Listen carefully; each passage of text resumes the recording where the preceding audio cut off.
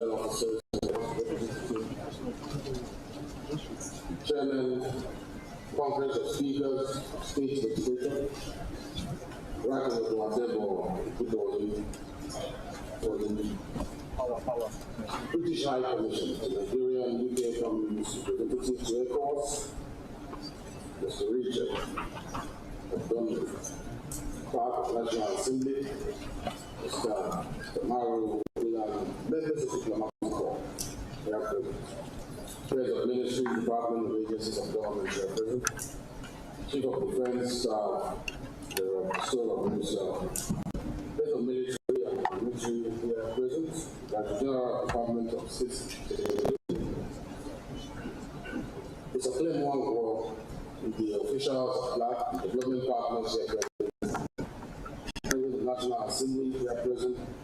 Especially National Library, people at the 10th House of Representatives. Today, as we inaugurate the national policy dialogue on the legislative agenda, to the aspiration of our people, legislative actions that must shape their reality. The bridge between Parliament and public, policy and people, mandate and meaning. We gather not merely as policymakers, but as custodians of Nigeria's democratic future, united by our shared vision to translate the aspiration of our people into actionable governance. Ladies and gentlemen, let me begin by acknowledging the inspiring leadership of President Bola Tinubu, GCFR, whose renewed hope agenda has redefined Nigeria's developmental trajectory. His bold reforms, from fiscal restructuring to security sector overhaul, have laid a resilient foundation for prosperity. Under his stewardship, Nigeria is witnessing a paradigm shift, a transition from potential to performance, from challenges to solution, and from despair to hope. Ladies and gentlemen, yet we in the House of Representatives know that hope must be legislated into reality. Laws are the scaffolding upon which nations are built and rebuilt. Under the astute leadership of my principal, the Right Honorable Speaker of the House of Representatives, Right Honorable Abbas Tajuddin, PhD, GCON, the 10th House has become a legislative powerhouse. Since June 13, 2023, the House has considered over 1,059 bills spanning every facet of national life, from constitutional amendments to sector-specific reforms in education, in health, and security, as well as the economy. Our 8-pillar legislative agenda, as captured in our legislative agenda 2.0, is both and is designed to be the engine room of national transformation. These pillars include good governance and anti-corruption, national security, social sector development, inclusive and open parliament, economic growth and diversification, fiscal federalism and resource control, environmental sustainability, law reforms, and constitutional review. I'm sure my principal, by the time he's giving his remark, will enlarge the discussion on all these areas. I won't bore you by just introducing what we are here for today. I salute the Speaker, actually, for orchestrating this legislative surge. And I commend Honorable Cyril Hart Godwin and Honorable Chinwe Nabife Clara for rigorously monitoring its implementation, ensuring that our status are not only enacted, but measured. For that is true, then today's dialogue is the opening of his inner sanctum. For too long, legislation has been seen as a guided preserve of lawmakers alone. But a house built without windows invites no light, and a house built without doors welcomes no visitors. So today, we throw open both the windows and the doors of the parliament. We say clearly, this house is the people's house, and its agenda must be the people's agenda. Just to listen. Listening is the first act of leadership. As parliamentarians, the dialogue creates a platform where lawmakers, we can listen with humility and act with courage. Secondly, is to collaborate because progress is the child of partnership. Laws crafted in silos stumble in implementation. But when diverse voices lock arms, our legislative architecture stands taller and lasts longer. Through this dialogue, we aim to strengthen collaboration and feedback mechanisms, ensuring that stakeholders' insights are integrated into our legislative priorities. Thirdly, which is finally, to chart a clear path forward for the future with no wait. The urgency of our national moment compels us to prioritize and act strategically with clarity of purpose and constancy of vision.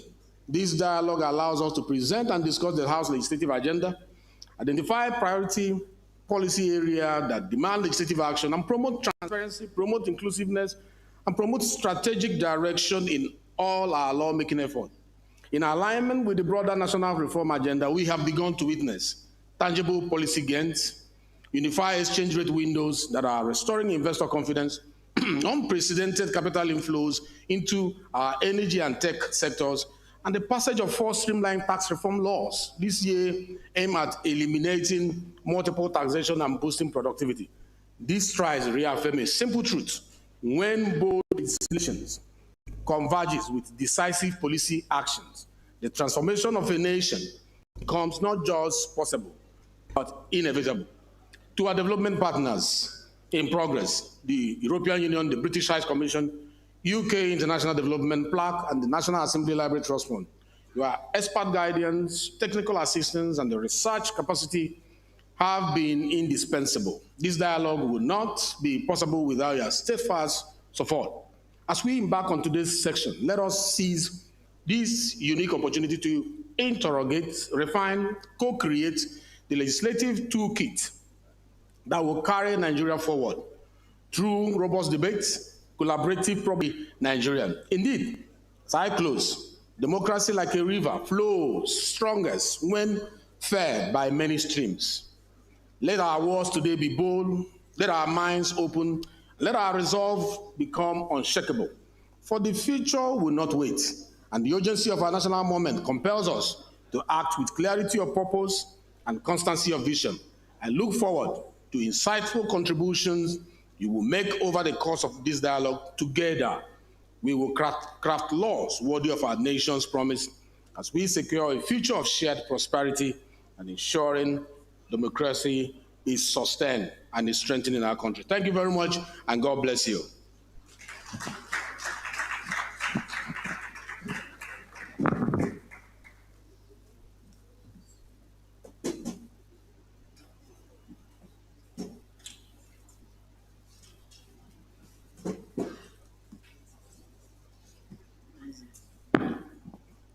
The Deputy Speaker of the House of Representatives, Right Honorable Benjamin Okezie-Kalu, delivering his welcome address there and speaking about the powerhouse that the House of Representatives has become. The Right Honorable Speaker, reforms in health, education, and security, and the decisive policy actions by both the House of Representatives and the Senate, and the work that the National Assembly is doing through the House of Representatives. Let's give him a round of applause for his intervention. Your Excellencies, very distinguished ladies and gentlemen, we have with us in the room, and I'd like to crave your indulgence, members of the diplomatic community who has joined us this morning. Thank you, it's good to see you. Always good to see you. We have Ambassador Isaac Parashina, the Kenya High Commissioner. Would like to welcome and thank you for coming. Nabariako, Sasa, good to see you. Would like to welcome Dr. Mohammed Abu Sabia, Iraq Embassy. Mohammed Fouad, Embassy of Egypt. Gatia Mignon, the EU Ambassador who has joined us, we welcome you. Mr. Hassan Fries, Deputy Head of Mission, Embassy of Syria, welcome. Cassandra Caraway, United States Embassy, who is here with us. Would like to greet and welcome Bazivamo Christopher, Rwanda High Commission. Welcome, sir. Ahmed Roshidi, UAE Embassy, who has also joined us. Buikoz is from the Vietnam Embassy. We also have in our midst Embassy of Zimbabwe, through the door. We welcome you. The Ambassador Mexico, Ambassador Cote d'Ivoire, Mr. Rangavia Naisan Sitole, Zimbabwe Minister Counselor. We welcome you and we thank you for being here with us. We appreciate members of the Diplomatic Corps. If I haven't mentioned your name, we thank you for being here. We have the representative of the Honorable Minister of Marine and Blue Economy, which is represented by Mr. Mbam Peter Chinedu, Director Legal Services. We have Dr. Musa Adamu Aliyu, SAN, Chairman, ICPC. We have joining us this morning a very special gentleman, Alhaji Muhammad Lingyadi, who is the Honorable Minister of Labor and Employment. We welcome you, sir. We thank you for coming. We have with us His Excellency, the Deputy Governor of Edo State, Right Honorable Dennis Idahosa, who is representing His Excellency, the Edo State Governor. We welcome you, sir. And we have with us Rear Admiral Olotu, Commandant of the National Defense College. We welcome you. I did see him when he walked through the door. There he is. Welcome. Thank you for coming. Today, as we bring forward this national dialogue, we remember that I had mentioned earlier that I was bereaved, but I'm not alone. The Right Honorable Speaker is also bereaved, as is Mr. Clement Nwankwo today. This is what happens to individuals in life's journey. It's not new. It'll happen tomorrow. It happened yesterday and today. Perhaps they are not stars, but rather openings in heaven where the love of our lost ones pours through and shines down upon us to let us know that they are happy. An Eskimo proverb, and death is not extinguishing the light, is only putting out the lamp because the dawn has come. We commiserate with His Excellency, the Right Honorable Speaker, on his bereavement, as well as Mr. Clement Nwankwo. And like I said, the living must go on in spite of the deaths. We thank you so very much for being here with us, as always. I'd like to immediately invite to deliver the first opening statement, the Executive Director of Policy and Legal Advocacy Center, PLAC, Abuja, Mr. Clement Nwankwo.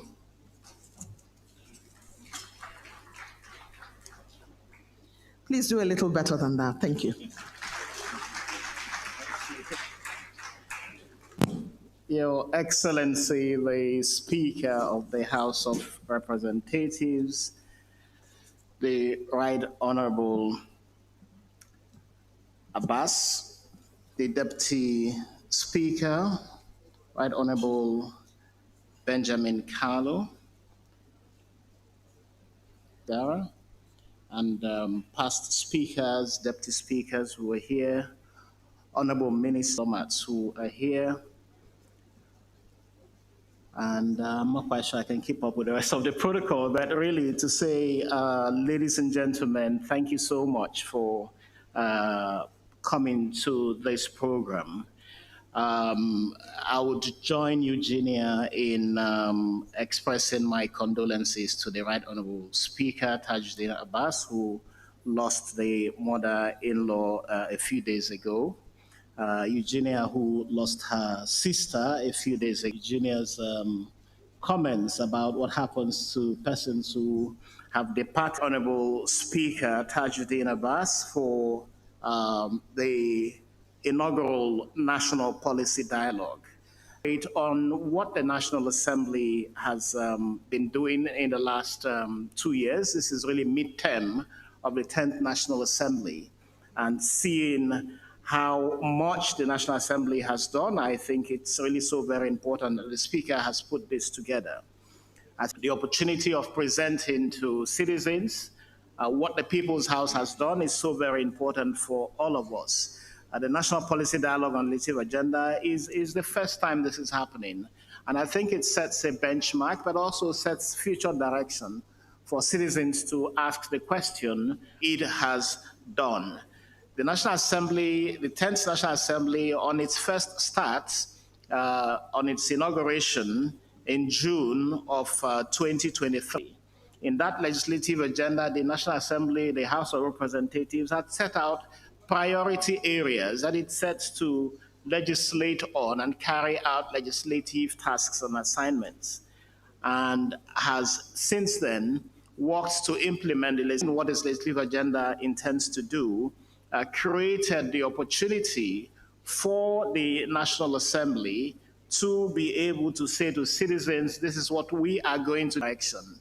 And I am sure I will not want to preempt the speaker when he makes this presentation about how much representing Policy and Legal Advocacy Center, who have worked very closely with the National Assembly, particularly the House of Representatives. There's a lot that this House has done that I think we would be very well pleased citizens on the various issues that the National Assembly has set out to do over the next 4 years. So looking at legislative agenda, I'm sure that the speaker is doing over the next, over 4 years, and how far it has gone in doing so. Citizens have followed the House of Representatives and followed what it has set out to form that is accessible electronically and through the internet, monitoring and evaluating what the House has committed to do. And I think that as someone who has personally been very closely involved with several of the aspects of the work of the House of Representatives, I would like to say that a lot has been done that the House must be commended for.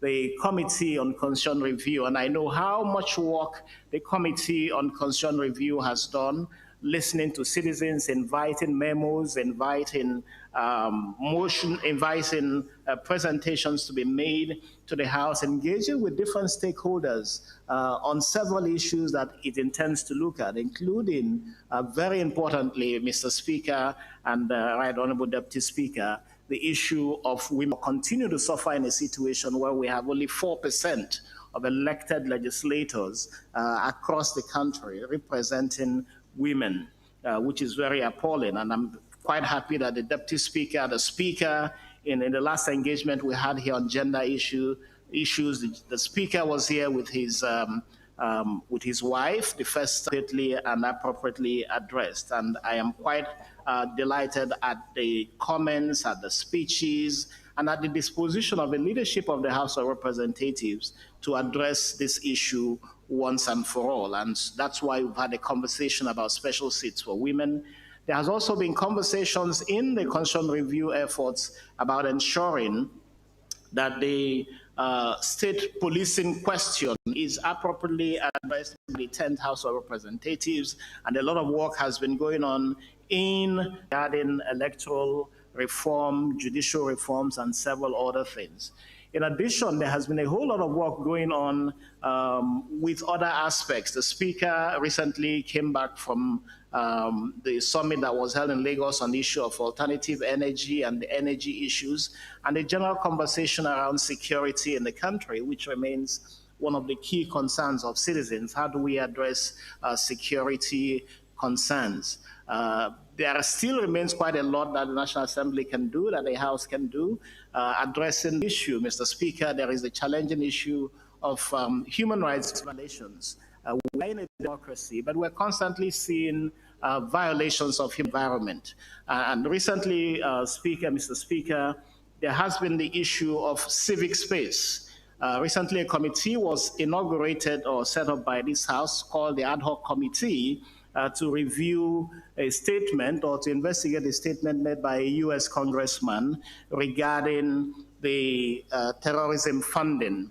And that committee has raised concerns in civil space, in the diplomatic community, with a kind of investigation that it is conducting that raises questions about really what the intention of that ad hoc committee is. We're quite worried that civic space should not be constricted in a democracy. A lot of us worked so very hard to bring to an end dictatorship in this country. We suffered a lot under the military. We fought back, we pushed back. And in this age and time, we will continue to push back against any attempts to constrict civic space. Your legislative agenda did promise, Mr. Speaker, that civil society will be a key part of the work that the National Assembly is doing, and the engagement with civic society and civil society will be constructive. We in civil society are very, very anxious and willing to ensure that the engagement with the National Assembly and indeed with all actors in government helps to build greater democracy in this country. We would urge your leadership to ensure that the gains of civil society does not get constricted in the 10th or during the period of the 10th National Assembly.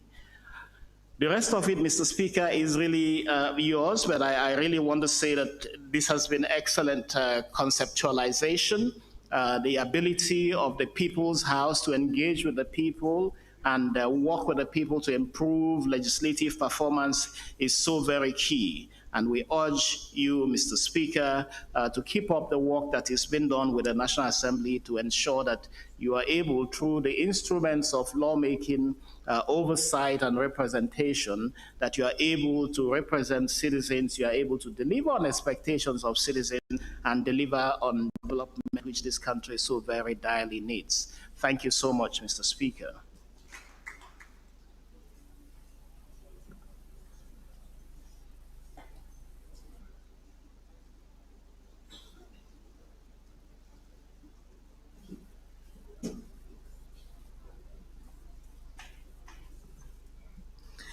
Thank you, Clement. Clement, Executive Director of PLAC, has made some quite strong remarks where it comes to the issue of women and the gender issue, which has to do with the fact that there's only 4% of women in the House of Representatives now, down from the number that we had, which was much bigger. And, you know, the last election was the one that had more women running, and also the area that had to do with not too young to run also threw up a lot of women. But that election was the one that presented us the lowest number of women in the House of Representatives. And Mr. Nwankwo has already said that the Speaker and the Deputy Speaker have been very robust in the issue of gender equality and how to make more women available in the House of Representatives so that women's voices can be heard. He also made an allusion to the fact that it's important to have that representation of special seats for women. Let's hear a round of applause for Mr. Clement Nwankwo. I'd like to quickly make some recognitions here. I would like to assure you that everybody who is in the room with us today are very special people who have come in to join us at this very important junction that the House of Representatives is taking an important step to ensure that we have a national policy dialogue on the legislative agenda of the House.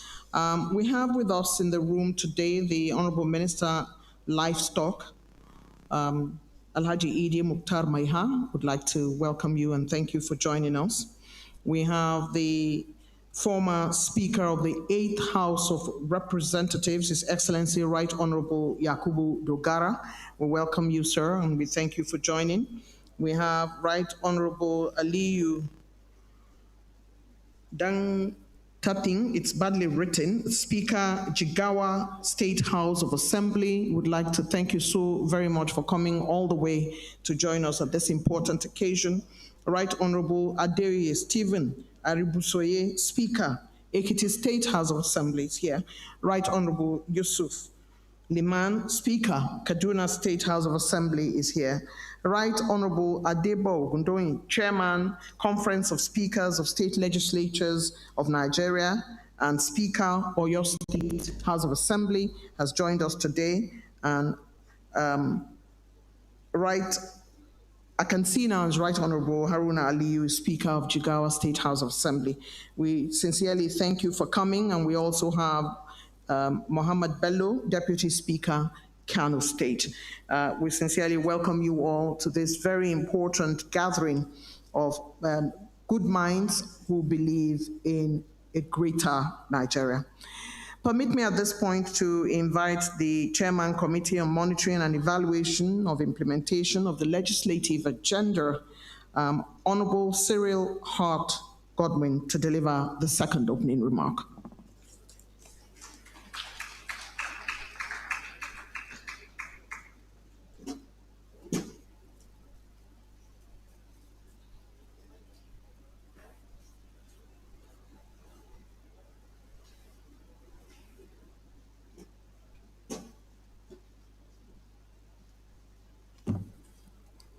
Good morning.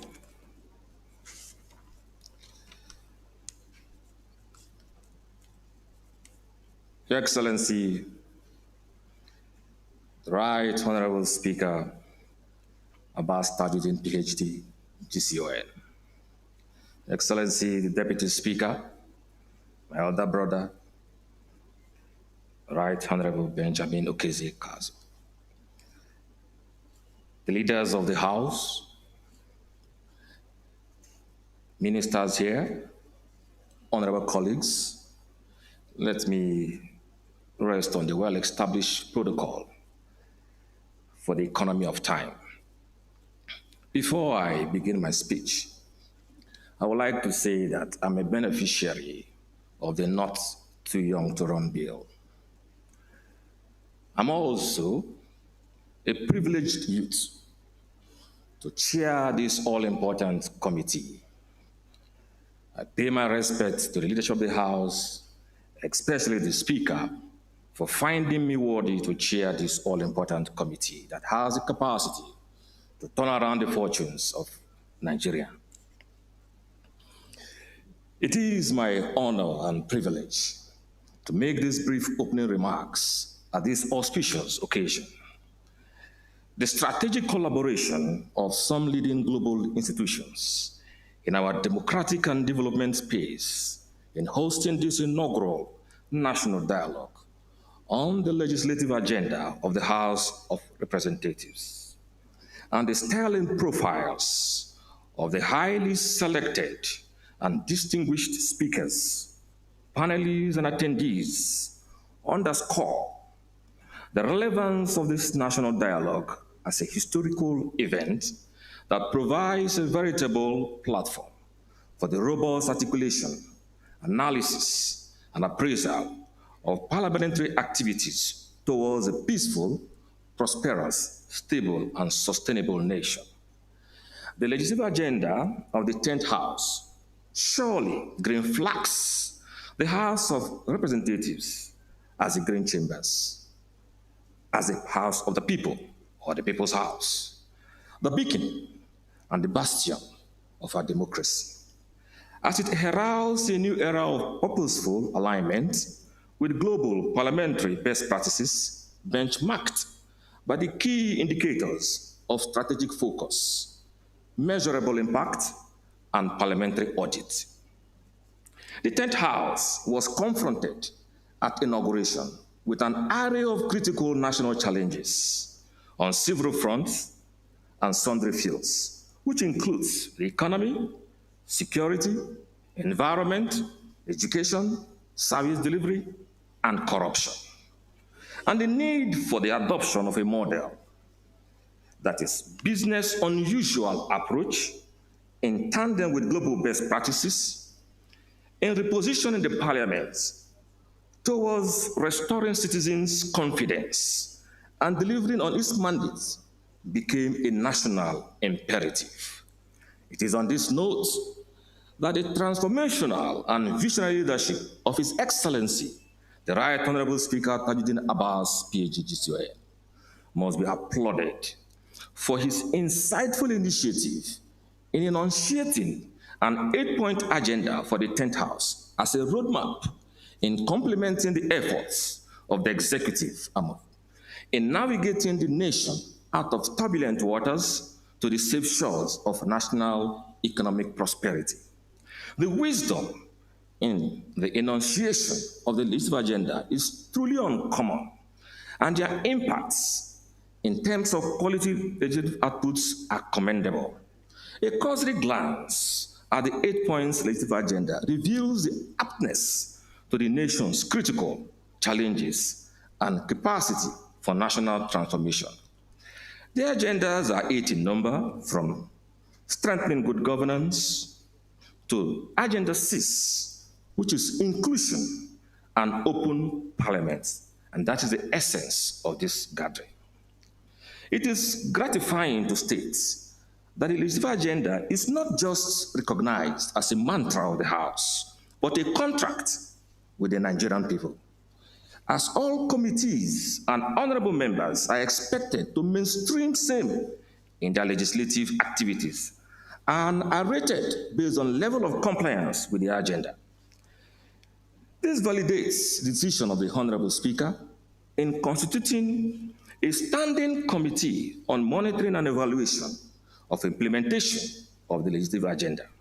Today, we are here not just to commemorate the midterm of the legislative agenda, but to launch an inaugural national dialogue on the legislative agenda of the House to be instituted as an annual event. While we look forward to the successful hosting of the annual dialogues in the coming years, it is significant to announce that the Committee on Monitoring and Evaluation of Implementation of the legislative agenda has, in line with its mandate, lined up a number of strategic roundtables on the different thematics areas of the agenda. Last year, I'm happy to announce that the committee, among other engagements, successfully hosted a national roundtable on the state of the economy and the diversification agenda, with special focus on green, blue, and digital economy. The fruits of these patriotic engagements are beginning to manifest. Presently, the committee is in the process of organizing a global roundtable again on Nigeria's energy transition, with a special focus on gas revolution. The theme of that roundtable has been christened by me. With the leave of the Speaker, I would like to refer to it as my gas, my everything. As somebody who is from the Niger Delta, I understand the importance of gas. The need for gas for power, the need for gas for agriculture, that is by way of production of fertilizers, the need of gas, of using gas for cooking to reduce or address climate change, the need for gas to even convert our vehicle to CNG. So you can see, my gas is indeed our everything. We acknowledge with profound appreciation, with the collaborative partnership and support of relevant stakeholders, particularly the leadership of the House, our sister standing committees, MDAs, development partners, in assist. Let me conclude these remarks by saying that the first half of the legislative agenda has been quite eventful and impactful. I believe that working together as a team with all the partners seated here, the second half will be phenomenal. Thank you, and God bless you all.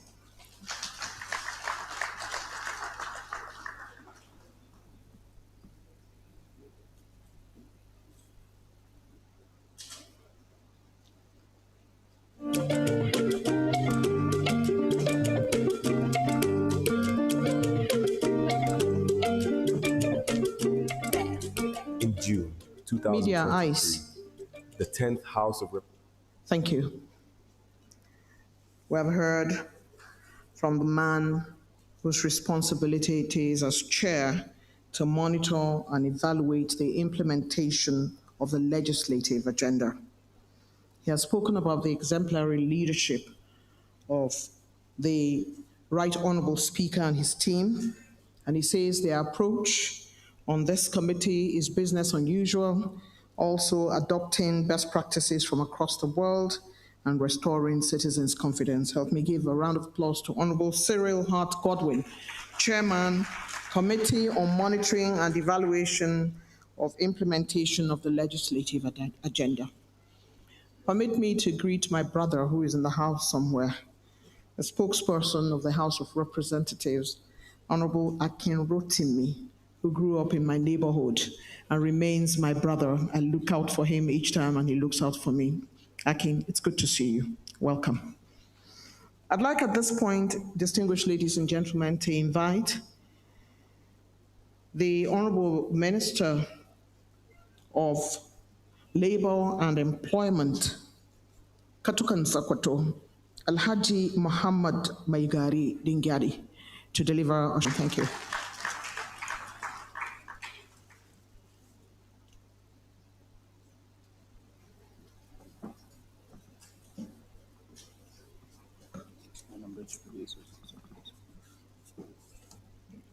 أعوذ بالله من الشيطان الرجيم بسم الله الرحمن الرحيم. The Right Honorable Speaker, His Excellency Tajuddin Abbas, the Right Honorable Deputy Speaker, His Excellency Benjamin Kalu, other distinguished leaders of the House here present, my dear honorable members here present, members of the diplomatic corps here present,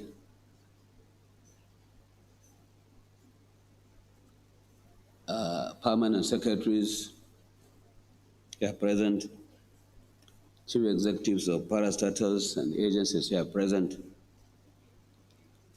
distinguished invited guests, ladies and gentlemen.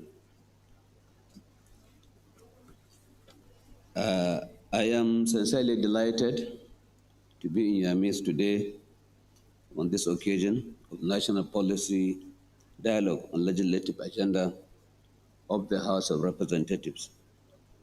I want to start by commending the leadership of the Honorable House, particularly our esteemed Honorable Speaker, for convening this national dialogue. I must say it is a clear indication of a resolute commitment towards making positive impact in our national development. The National Policy Dialogue is a viable platform for stakeholders to engage in meaningful discussions on critical issues which affect our great nation, noting that this gathering has brought together policymakers, experts in various sectors, technocrats, and the key players in diverse fields for this purpose. The legislative agenda of the House of Representatives is a veritable component of a collective whole of Nigeria's blueprint for nation building as it gives legal framework for whatever institutional mandate or strategies that are developed for implementation. Furthermore, this agenda not only serves as a roadmap, but as an invaluable tool for to determine progress, identify loopholes and lessons learned, as well as provide a clear direction. Is particularly excited to be here. We see this as an opportunity to brainstorm on critical issues that employer-employee relationships, Nigeria's labor administration system, and the broad economy in general. The ministry's mandate, which includes, among others, enforcement of labor laws and implementation of policies in the areas of employment and job creation, occupational safety and health, protection of workers' rights, and vocational skills, which make a passionate plea to the House of Representatives to pass laws which will be brought before the House in a short time to come. Labor Relations Bill, Occupational Safety and Health Bill, Labor Institutions Bill, the Nigerian Social Insurance Trust Fund Act 2010, Employment Act 2004, the National Productivity Act, and the Michael Omodu National Institute for Labor. The Federal Minister of Labor and Employment counts on your unwavering support in its quest towards ensuring that Nigeria's labor laws are in line with international standards.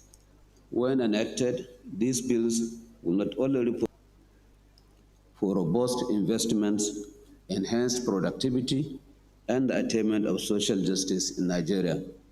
On this note, Your Excellency, I urge all stakeholders here present to participate actively in enriching the outcome of this exercise. Together, we can ensure that our legislative framework is solid in the renewed hope agenda of President Bola Ahmed Tinubu's administration. Finally, I wish to congratulate you once again, Mr. Speaker, on this laudable feat, as I reiterate my ministry's commitment partnering with you and the 10th Assembly in building a prosperous and equitable society for all Nigerians. Thank you.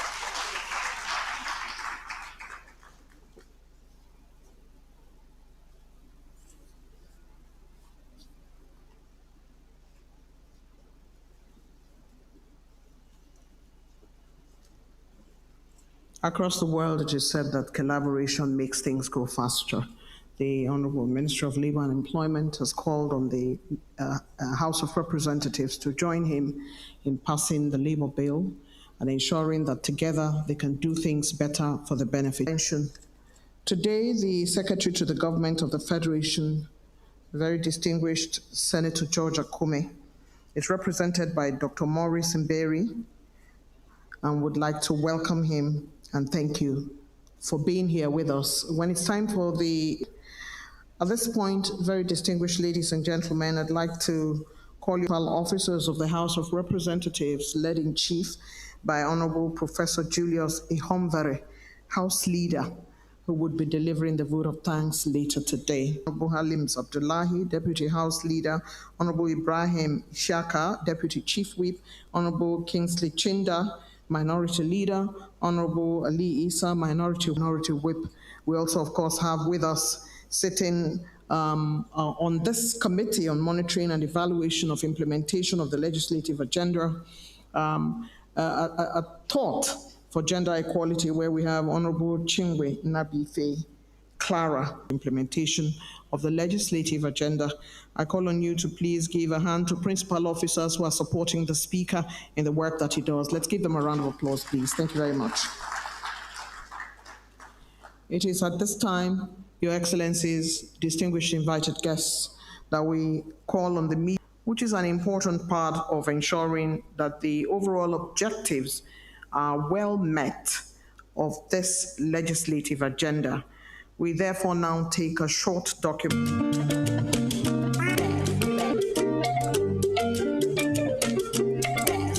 In June 2023, the 10th House of Representatives has committed to governance that truly serves Nigeria's people. I will perform my functions. Honestly. To the best of my ability. To the best. Directive principles. Of state policy.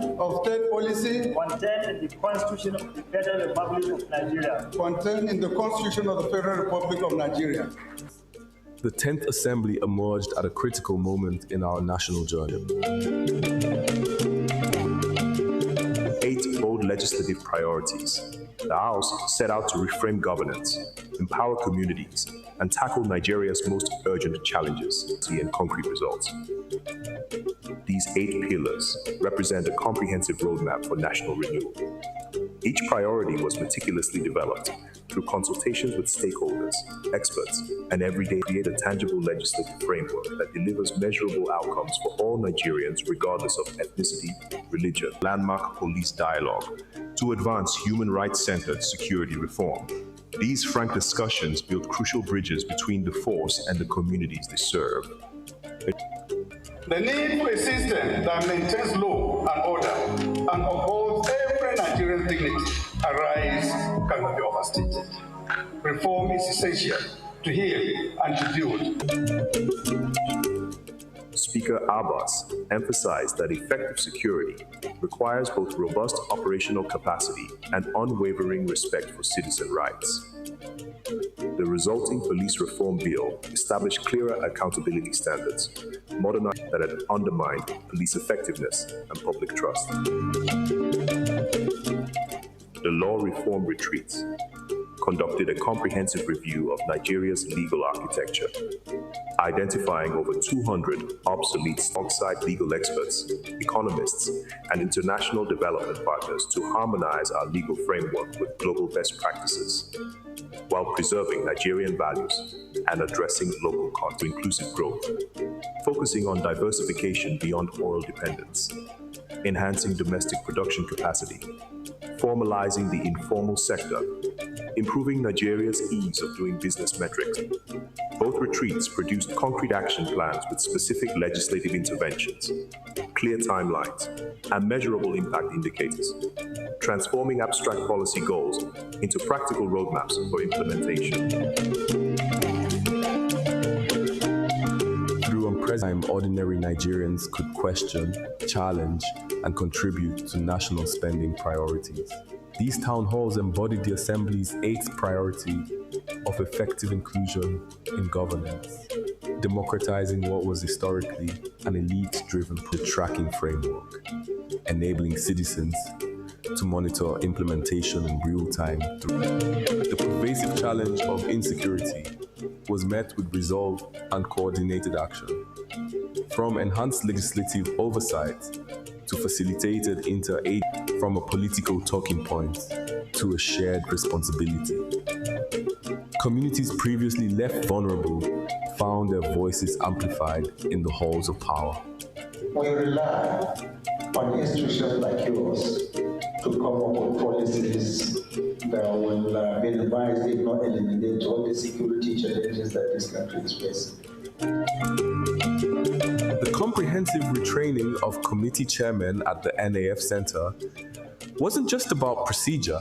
It reflected the Speaker Abbas personally emphasized that committees are the engine rooms of effective legislation, and the leadership must be equipped with both vision and practical skills.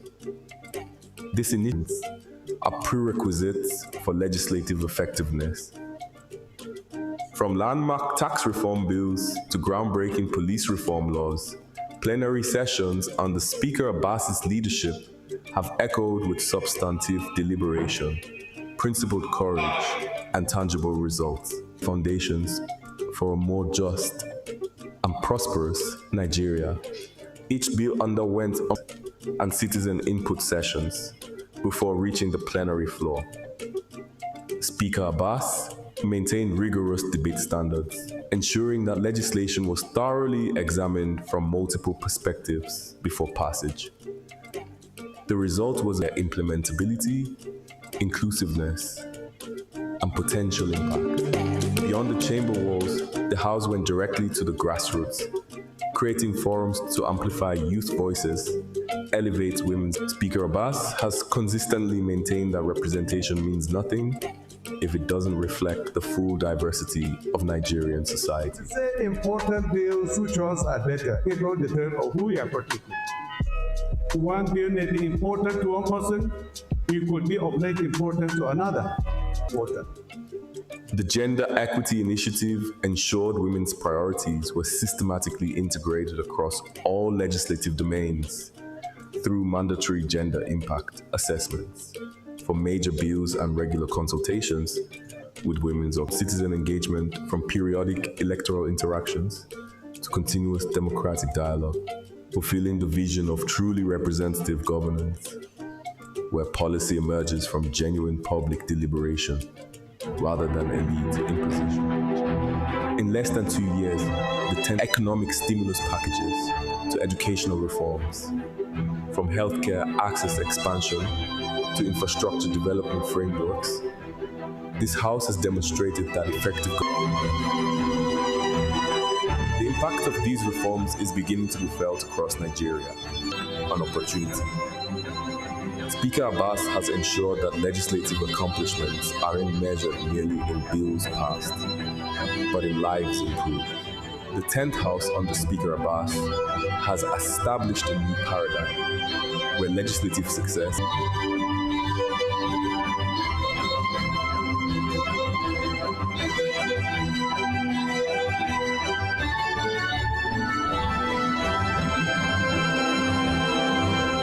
This is your house, our house, the people's house.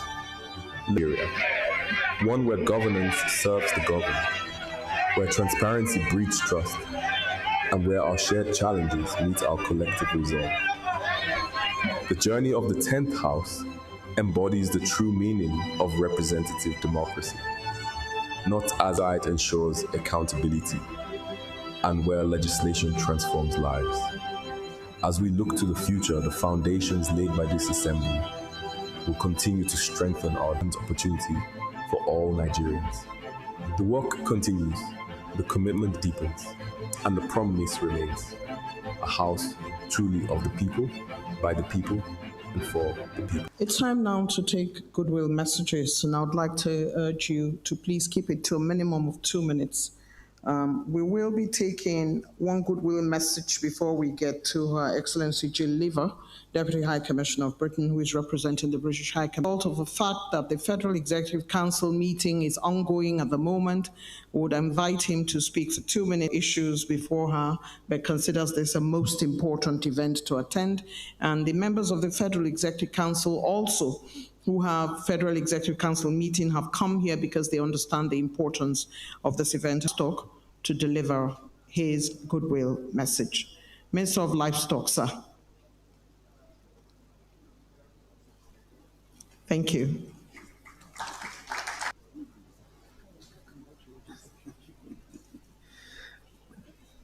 Assalamu alaikum. Your Excellency, Right Honorable Speaker, Dr. Tajuddin Abbas, the Deputy, my colleague, elder brother, Minister of Livestock, esteemed guests, ladies and gentlemen, I have just seen also my elder brother here from. I've been invited here to warm a seat, but I've been asked to come and say, very well done to the leadership of the 10th National Assembly for the proactiveness in coupling up the leadership agenda. We have come here to make the youngest ministry in the Federal Republic of Nigeria. We identify with the progress made by the leadership so far. We are young, we haven't come to the House yet with any of requests for passing, so that we are firmly established on the ground to make sure that we carry out our mandate successfully in the transformative efforts of changing the Nigerian livestock sector. So once again here, on behalf of the leadership and members of the ministry, we want to thank the able leadership of the 10th House of Assembly for this wonderful, proactive job they are doing. Indeed, if there is any arm today that deserves that name, the People's House, it is actually the House of Representatives that has come from all nooks and crannies of Nigeria as a nation. And this gathering engagement today, once again, congratulations and thank you very much.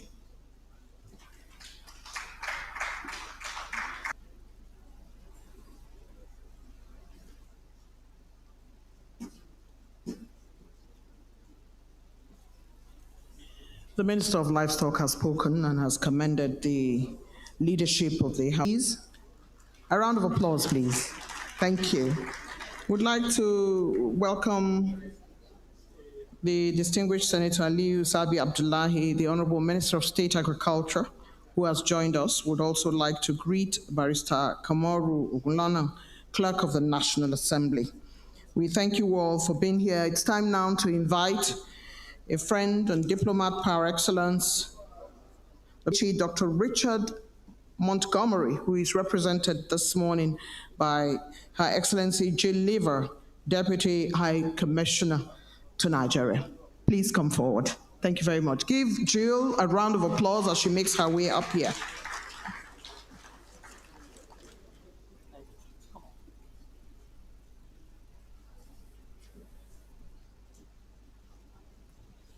Good morning, everyone, and happy Monday.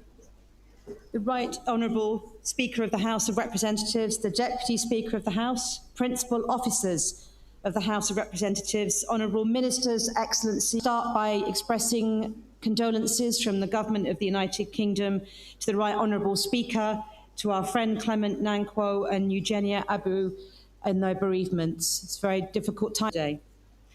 As Deputy High Commissioner, on behalf of the UK High Commissioner, I'm delighted to be with you today at this inaugural national dialogue on the legislative agenda of the 10th House of Representatives.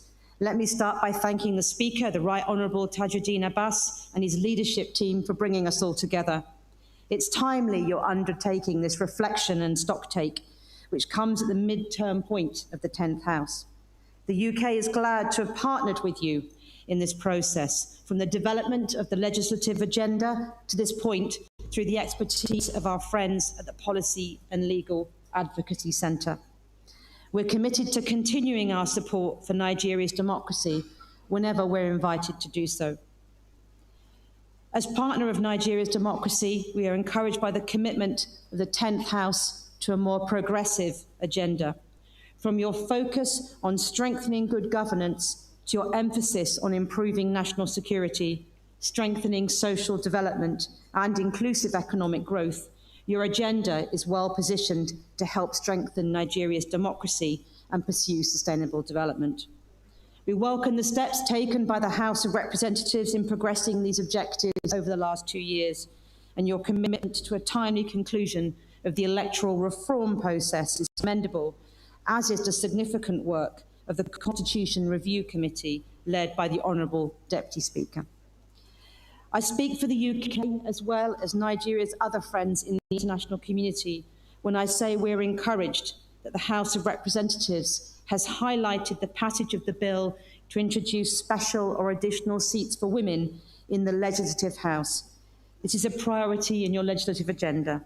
I'd like to applaud the leadership of the Honourable Deputy Speaker, thank you very much, in sponsoring the bill, and commend the Right Honourable Speaker for lending his weight to the issue. This evidences serious commitment to a more inclusive democratic representation in Nigeria. As we all know, women hold only 4% of the seats in the House of Representatives and 3.6% of seats in the Senate, at the same time as they represent 50% of Nigeria's population and a huge pool of untapped talent and ability. Inclusive governance, a parliament that mirrors and is accountable to the country it serves, is good for democracy and represents an investment that leads to economic growth. So it's heartening that the 10th House of Representatives, who have adopted the moniker of the People's House, is taking steps to include the 50% of people who are almost entirely missing at the moment, the women. As Nigerians engage in conversations and advocacy on the issue of inclusive representation of women in politics, I'd like to appreciate the Right Honourable Speaker and the Right Honourable Deputy Speaker for your visionary leadership and steadfast commitment. I'd also like to commend other Nigerian advocates for the Special Seats Bill in the National Assembly and the efforts of civil society, men and women, young and old, who have led their voices in advocacy and support. As one of Nigeria's closest partners and friends, the UK believes that a strong, representative and responsible legislature is crucial to Nigeria's future. We want Nigeria to succeed. Nigeria's success is our success.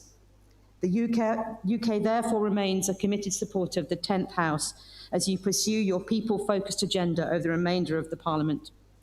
Let me conclude by applauding the House for making the agenda a living, breathing platform for national dialogue. The policy dialogue is an example for making the agenda a living, breathing platform and how legislatures can lead with transparency and courage, inviting scrutiny and demonstrating ownership. I wish you fruitful reflections and continued success in delivering your agenda, one that meets the hopes of all Nigerians. Thank you, and God bless Nigeria.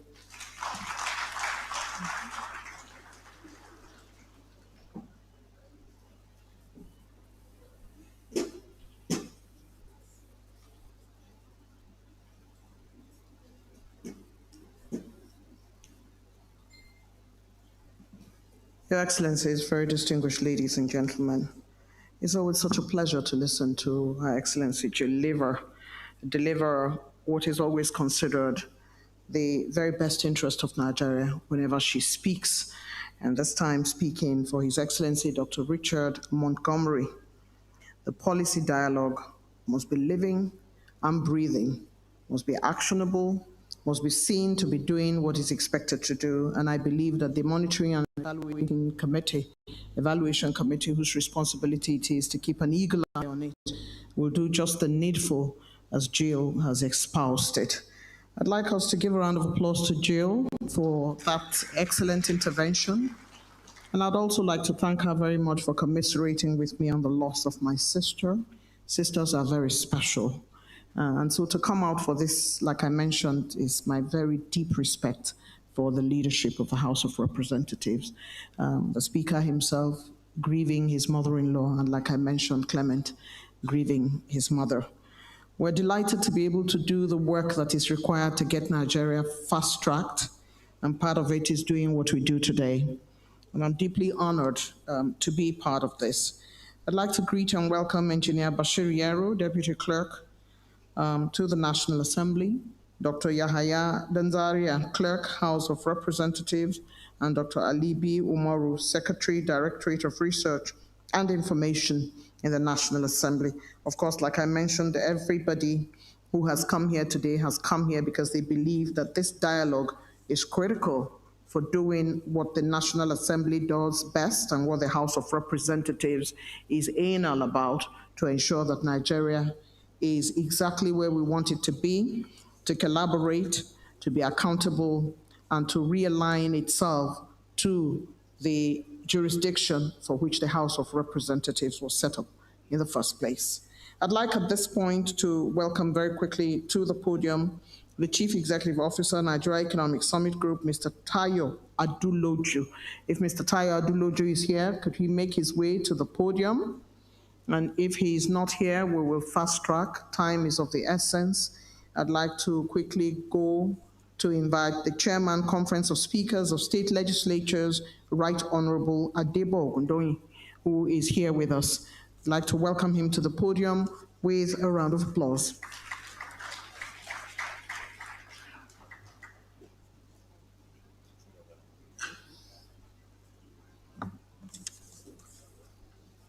The Right Honorable Speaker of the House of Representatives, who is also a mentor to a lot of us legislators, the Right Honorable Tajuddin Abbas, PhD, GCN, you're welcome, sir. The Right Honorable Speaker, the Right Honorable Deputy Speaker of the House of Representatives, Right Honorable Benjamin, you're also welcome, sir. The Leader of the House, Professor Julius, other principal officers here present, the Chairman of the committee, my own colleagues, speakers from Jigawa State House of Assembly, Ekiti State House of Assembly, Kaduna State Houses of Assembly, and other speakers here present. Development partners here present. Special recognition to the Executive Director of PLAC, Mr. Clement. Thank you for all you do for the legislature, both in the national and the subnational. In order not to waste too much of our time, I also like to stand on the existing protocols that have been established.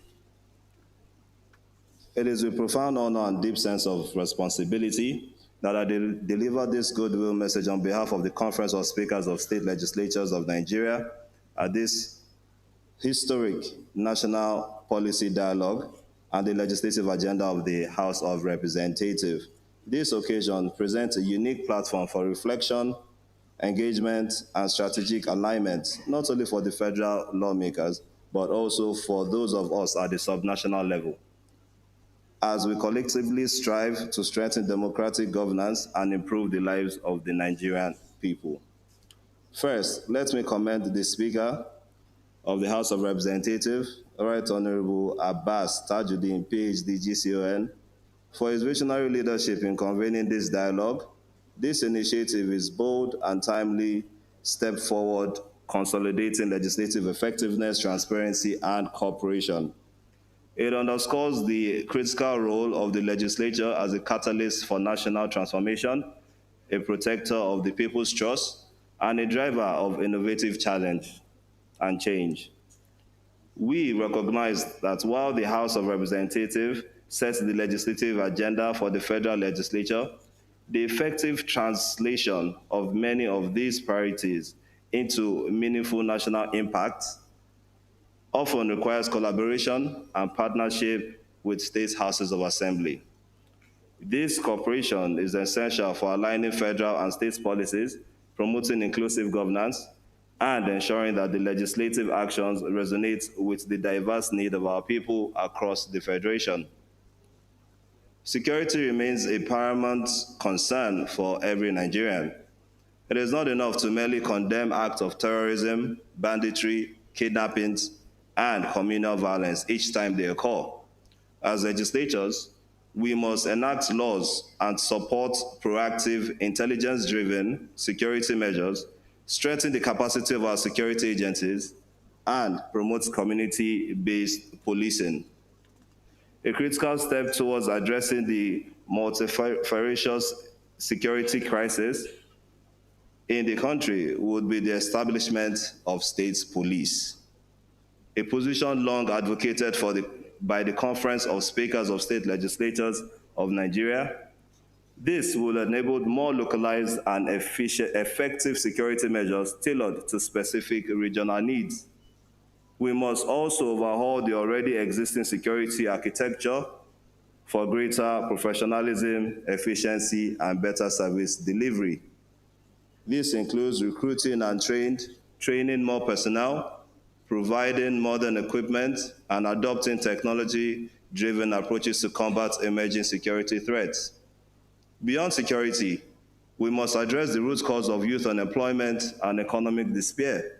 To deter our youth from engaging in criminal activities, we must create more meaningful economic opportunities. I urge collaboration on initiatives such as youth empowerment and skill acquisition, supporting MSMEs, promoting agricultural development and food security, advancing digital economy and innovation. Improving access to quality healthcare and education are all very, very important.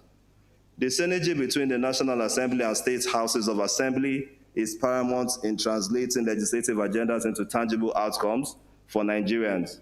By recognizing existing federal programs, these areas are strategically aligning state-level initiative. We can collectively address the pressing challenges facing our nation and pave the way for sustainable development and prosperity. In this light, I must again commend the leadership of the House of Representatives, particularly my own dear mentor, the 10th Assembly under the Right Honorable Abbas Tajuddin, for its progressive and inclusive approach. The consistent effort to involve, collaborate with, and carry state legislatures along in legislative processes and broader governance conversation is a step in enhancing inter-legislative relations.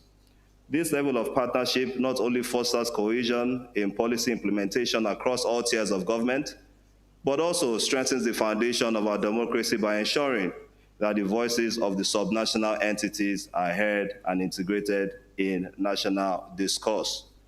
His thoughtful and proactive leadership in constituting the Committee on Nutrition and Food Security, as well as for inaugurating the National Legislative Network on Nutrition and Food Security, is equally laudable. These initiatives are timely and crucial, given the ongoing challenges of inflation, hunger, and undernutrition that threatens the productivity and well-being of millions of Nigerians. I assure you of the support of the Conference of Speakers in making sure the efforts are impactful at the subnational level. As we reflect on the midterm progress of the 10th House and chart a course for the future, I wish to reaffirm the commitment of the Conference of Speakers to deeper collaboration with the National Assembly. Together, we can build a legislative culture that is proactive, people-focused, and fundamentally rooted in service to our great nation. As leaders and lawmakers, we must rise above partisan interests and regional differences to serve the greater good. We must not act just on representative of our constituencies, but as a true patriot committed to the unity, security, and prosperity of our beloved country. May the outcomes of this dialogue be practical, far-reaching, and truly transformational. As I conclude this address, I want to stress that the Conference of Speakers of State Legislatures is looking forward to stronger legislative synergies that will uplift our people and advance our nation. Thank you all for listening, and may the soul of our departed rest in perfect peace. Amen.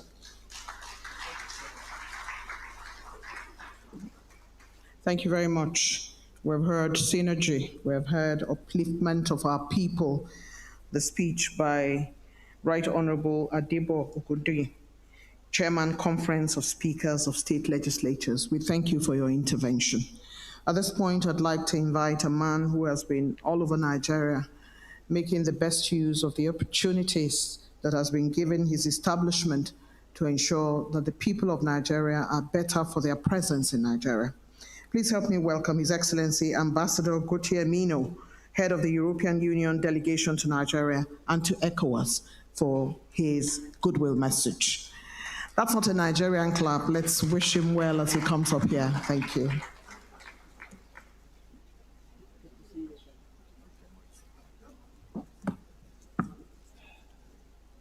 Your Excellencies, Mr. Speaker, Mr. Deputy Speaker of the House of Representatives, distinguished members, and honorable ministers, Excellencies, representatives of civil society and the press, ladies and gentlemen, allow me to stand on existing protocols, and in the interest of time, I will summarize my written speech in a few words. The EU commends very much this initiative of dialogue, openness, and transparency.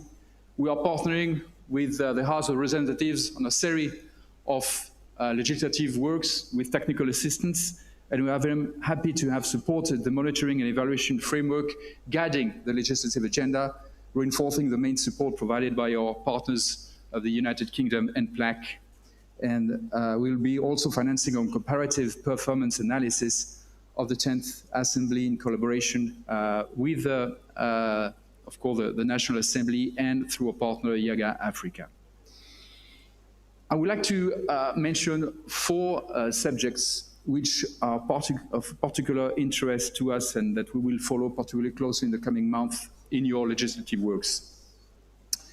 First, as was mentioned by my British colleague formerly, the debate on the additional seats bill. This is really a key issue, an issue where you have the opportunity to make history and to mark a turning point in women's participation in politics in Nigeria. This is a question on which several nations in Africa and on other continents have made considerable progress over the last few years, and Nigeria, as a natural leader in Africa and beyond, cannot lag behind. This is not only a question of women's rights, it's a question of adopting, using a transformative tool and transformative accelerator to the sustainable development of this country, because experience shows that the most prosperous countries in the world are those where women empowerment is highest. The second topic is electoral reform. In 2023, our EU Electoral Observation Mission issued a set of what we think were useful recommendations to strengthen Nigeria's electoral system and its citizens' trust in it. It will be, of course, up to the National Assembly to decide which ones you wish to follow and in which form. But I think, again, this is a crucial topic as Nigeria slowly comes closer to the 2027 election. And in a few months, we will have a new electoral follow-up mission, which will be a good opportunity to engage and discuss on these matters. Third point, business and trade environment. As first trade and investment partner of Nigeria, the EU, like many other partners, has a key interest in this.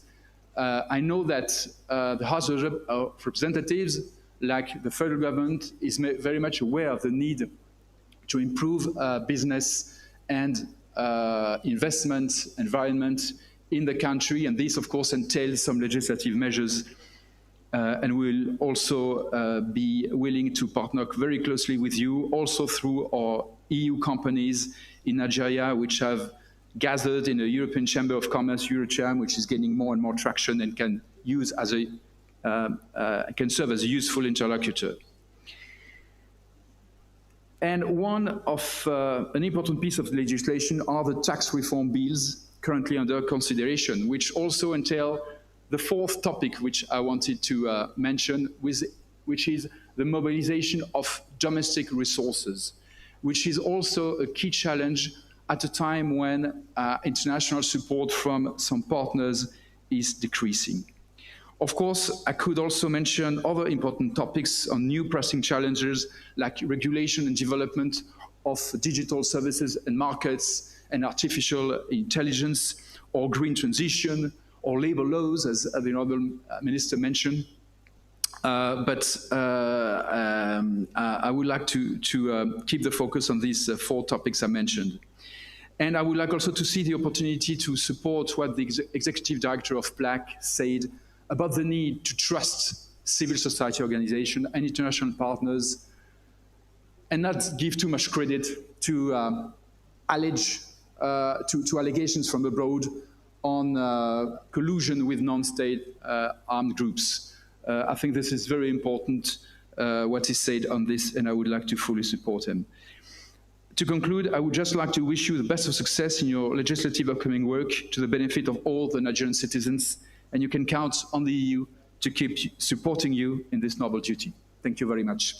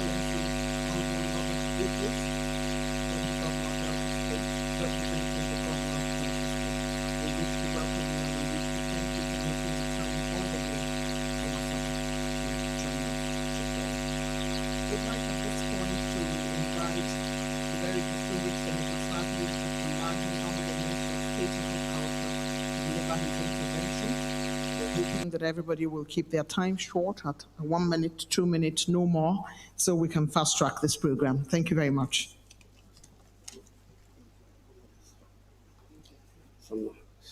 Thank you very much, Your Excellency, the Right Honourable Speaker. Thank you for the very privilege for this very remarkable event. For want of time, permit me to stand on already well-established protocol. But let me greet both the Speaker and Deputy Speaker, my brothers, the leaders, and all distinguished personalities in this hall. Mine is just a very short one to appreciate the House, the People's House as always, and of course, we are your ambassadors, and in everything we do, we know we work for the people. And within this context, our mandate from the President Bola Ahmed Tinubu, is to work towards providing food security in this country, and we are doing as much as we can to ensure that we reverse our fortune within that context. And in terms of what the legislative agenda will look like, let me put it on record, Your Excellency, the Right Honourable Speaker, that the Federal Minister of Agriculture and Food Security is currently reviewing all the various laws that affect agriculture, because we are working to make agriculture a business, agriculture as a commercial venture, agriculture as the lifeline of the Nigerian economy within the ambit of diversification of the economy. And we realized that law is what will give certainty to those who would like to invest. And so within the ambit of the ease of doing agriculture in Nigeria, we are looking at all the laws, and definitely we will be coming to knock at your door. And I have no doubt in my mind with you and your brother, and of course, the leader I know activities on the floor of the People's House will be so vibrant that when it comes to any law on agriculture, definitely it's not the question of take a bow now, but a question of scrutiny to ensure that at the end of the day, whatever laws we are bringing out, we give certainty and guarantees to those who would like to invest. I would like to thank you most sincerely and to assure you that we are partners in progress and we will definitely continue to work together and ensure that we deliver to Nigerians a renewed hope era of food security and food sovereignty. Thank you, Your Excellency, for this opportunity. God bless.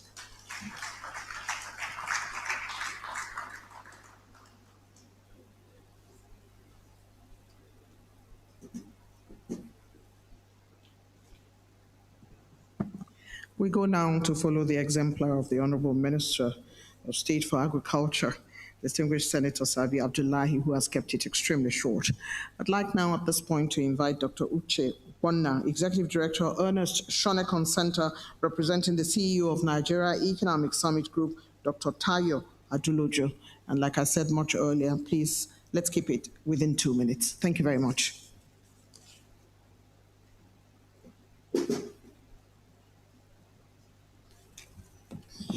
Thank you very much. Due to paucity of time, permit me to lean on existing protocols.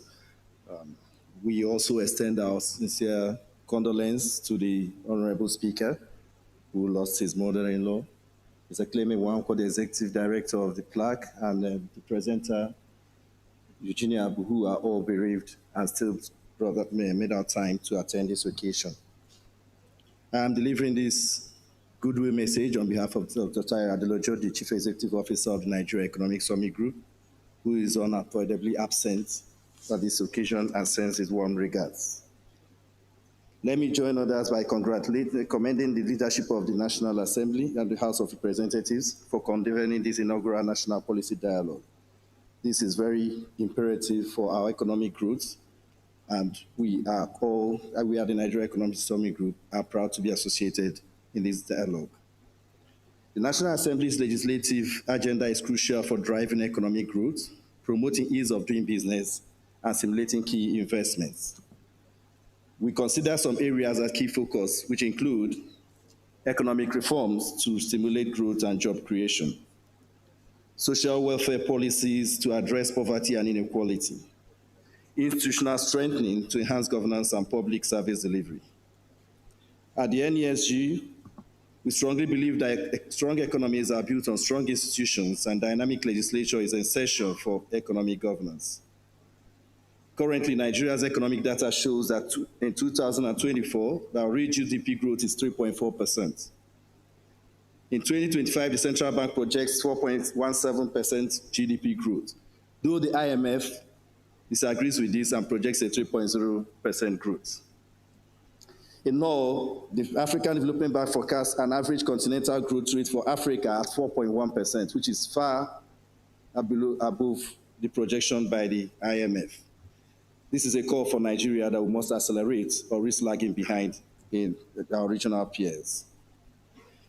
This shows that precisely today's dialogue is imperative, is strategic, it provides a platform where we can match macro projections to meet micro realities, where we can have data meet with deliberations and reform meet resilience and sustainability.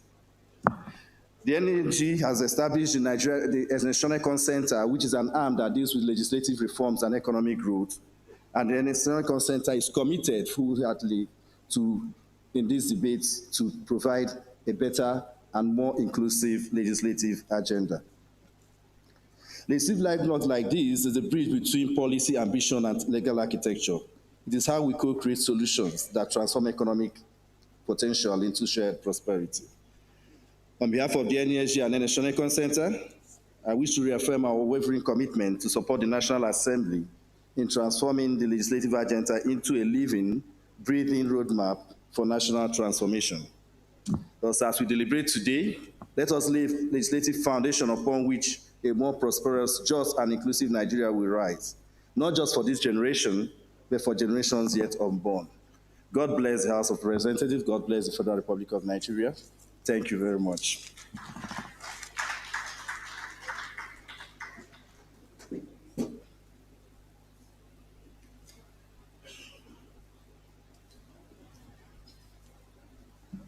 His Excellency, the Right Honorable Speaker of the House of Representatives, His Excellency, the Deputy Speaker of the House of Representatives, principal officers of the House, and other members of the House of Representatives, members of the Diplomatic Corps. We thank you for staying the tide and remaining here with us through this journey of ensuring that this inaugural national policy dialogue on the legislative agenda of the House is on its way to being actualized. We would like to thank Dr. Uche Ogbonna, Executive Director, Ernest Shonekon Center, who represented the CEO of Nigeria Economic Summit Group, Dr. Tayo Aduloju, for his intervention. It's time now for us to invite to the podium Executive Secretary, National Assembly Library Trust Fund, Right Honorable Henry Nwawuba, to deliver his intervention.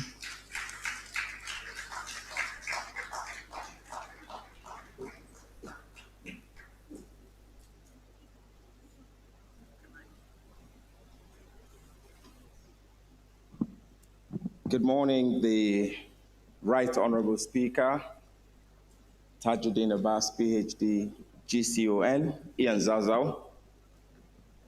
Good morning, the Deputy Speaker, the Right Honorable Gentleman from Bende, serving as Deputy Speaker, Okezie Benjamin Kalu.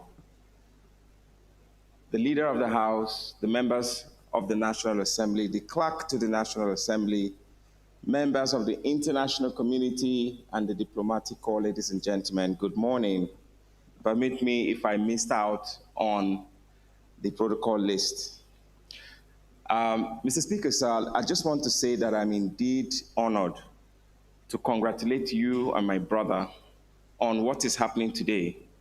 My excitement actually stems from three different areas. Number one, if you remember in the 9th Assembly, I had the privilege to chair the committee on monitoring and implementation of the legislative agenda. And at the time, it was an ad hoc committee.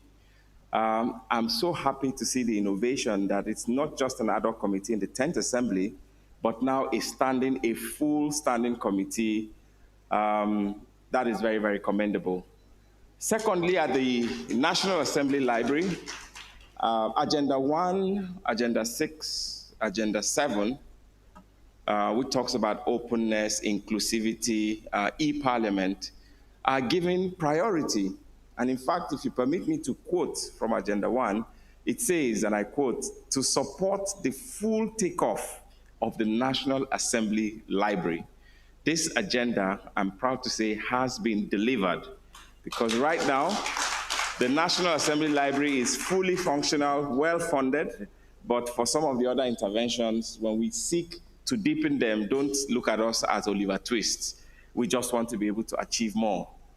Over the weekend, the management of the National Assembly had a very robust retreat.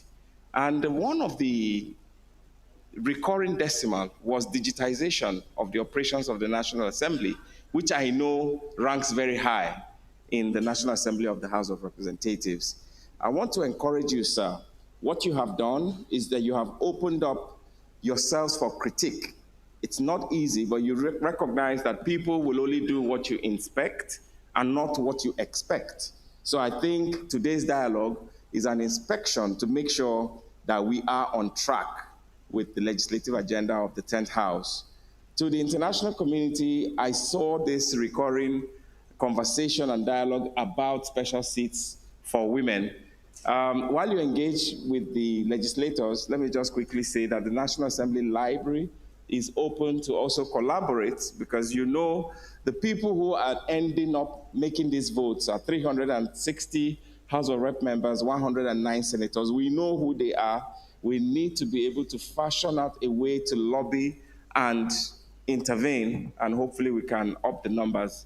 Generally, I want to say congratulations for today's dialogue, and I hope that we shall be coming out with fruitful deliberations with actionable plans. Thank you very much.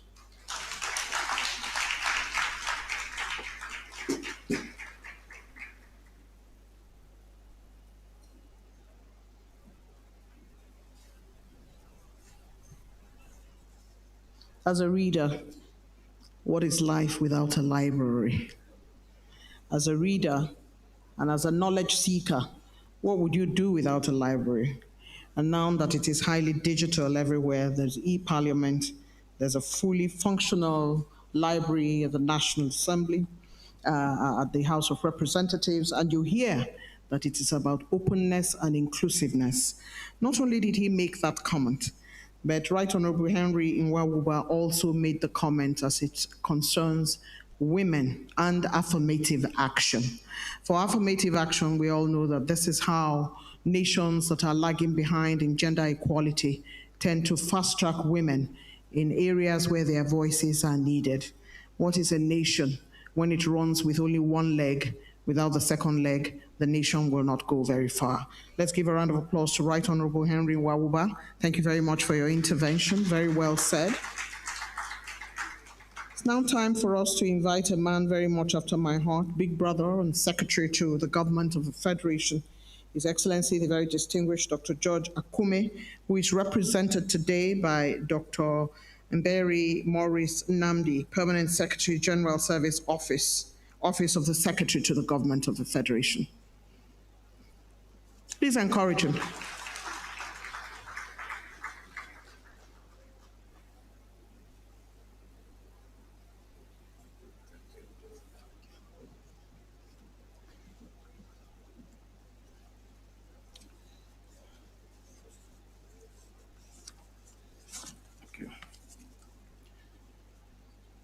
The Excellency, the Speaker of the House of Representatives, Right Honorable Abbas Tajuddin, PhD, GCON, the Deputy Speaker, my brother, Right Honorable Benjamin Kalu,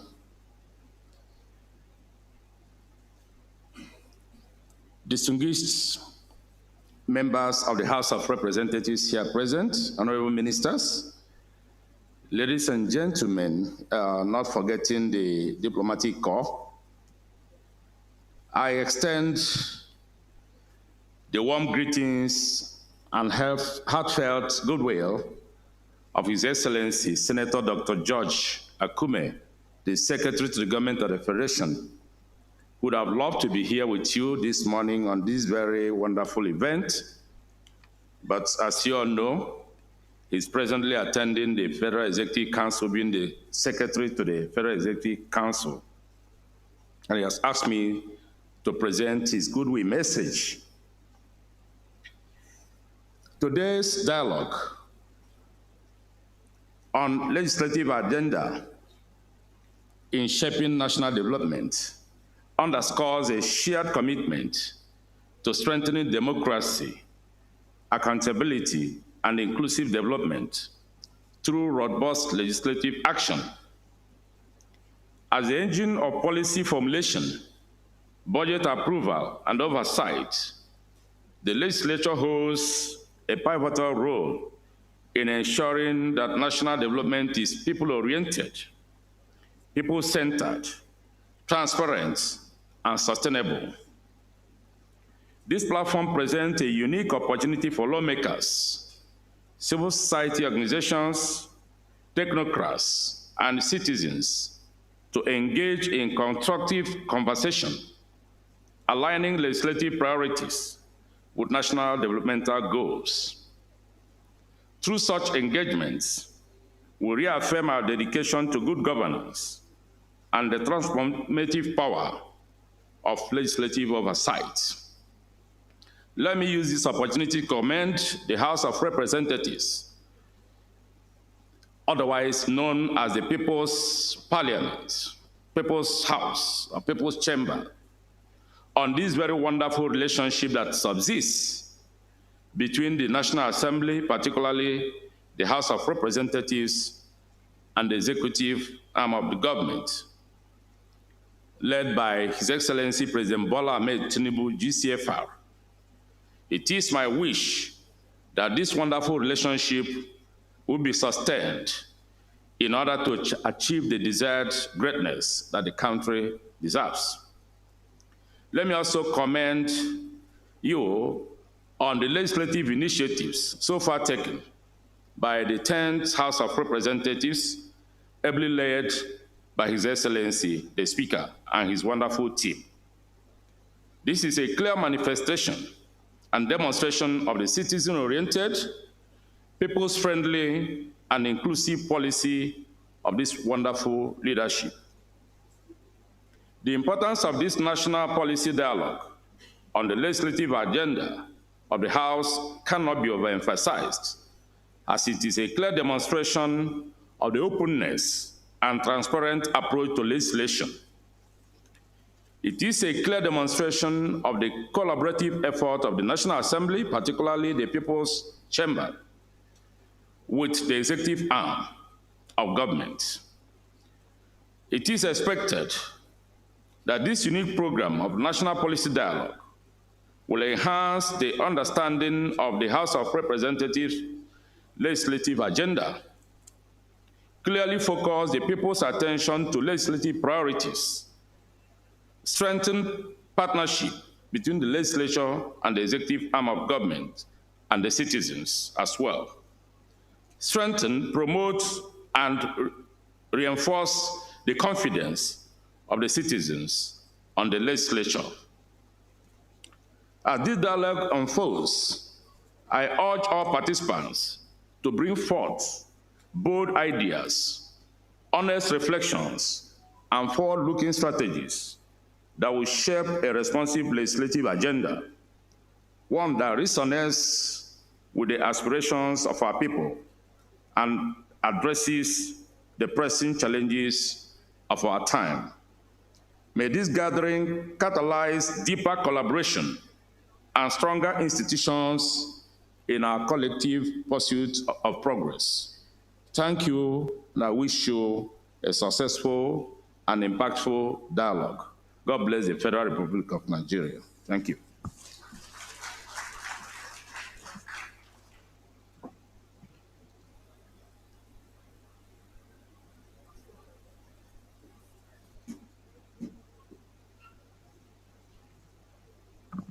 Dr. Mberi has spoken on behalf of the Secretary to the Government of the Federation, His Excellency, Distinguished Senator George Akume, and has spoken about forward-looking strategies and stronger institutions for the betterment of the people of Nigeria. Would like to thank the SGF for his intervention. I'd like to quickly recognize the representative of IG Kayode Egbetokun, the Inspector General of Nigeria. It's represented today by AIG Victor Olaiya. We welcome you. Thank you for coming. At this point, thank you very much. Please, let's applaud him. The police is your friend. Yes, thank you. We also have the representative of the Honorable Minister of Women Affairs who just walked in. We thank you for being here to join us. It's good to see you. I'd like to quickly call up before we get to Right Honorable Yakubu Dogara. We are now in injury time because I believe we're on live television and we would like to have the speaker at his own event speak on live television to Nigerians. So I'd like to crave your indulgence. Those who are speaking next, we have two more, and those two would speak very, very short indeed. We'll start with the representative of the Delta State Governor, Right Honorable Idisi, who was in the 8th Assembly, to quickly make his intervention of less than 1 minute, after which we're going to Right Honorable Yakubu Dogara, Speaker of the 8th House of Assembly. Idisi, member of the 8th Assembly. I see my Speaker Dogara in the House. It's been a while. While we're in the mode of condolences, while I extend condolences on behalf of the Delta State government to all those bereaved, I also want to extend the condolences to myself as well, who lost a brother 3 years ago in Anambra State, until today has never been found. I don't know if it's to console myself or to wish him a homecoming after 3 years. To the Speaker of the House of Representatives, this is a goodwill message on behalf of my governor to honor this historic national policy dialogue on legislative agenda of the House of Representatives. I commend the Speaker, Right Honorable Tajudeen Abbas, and the House leadership for creating this vital platform to fostering collaboration across all arms of government.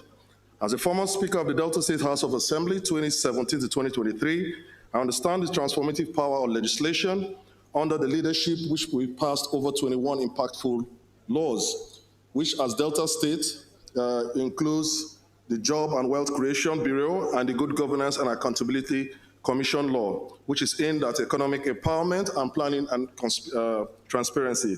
Today's dialogue is timely as Nigeria faces pressing challenges in insecurity, economic recovery, and inclusive governance.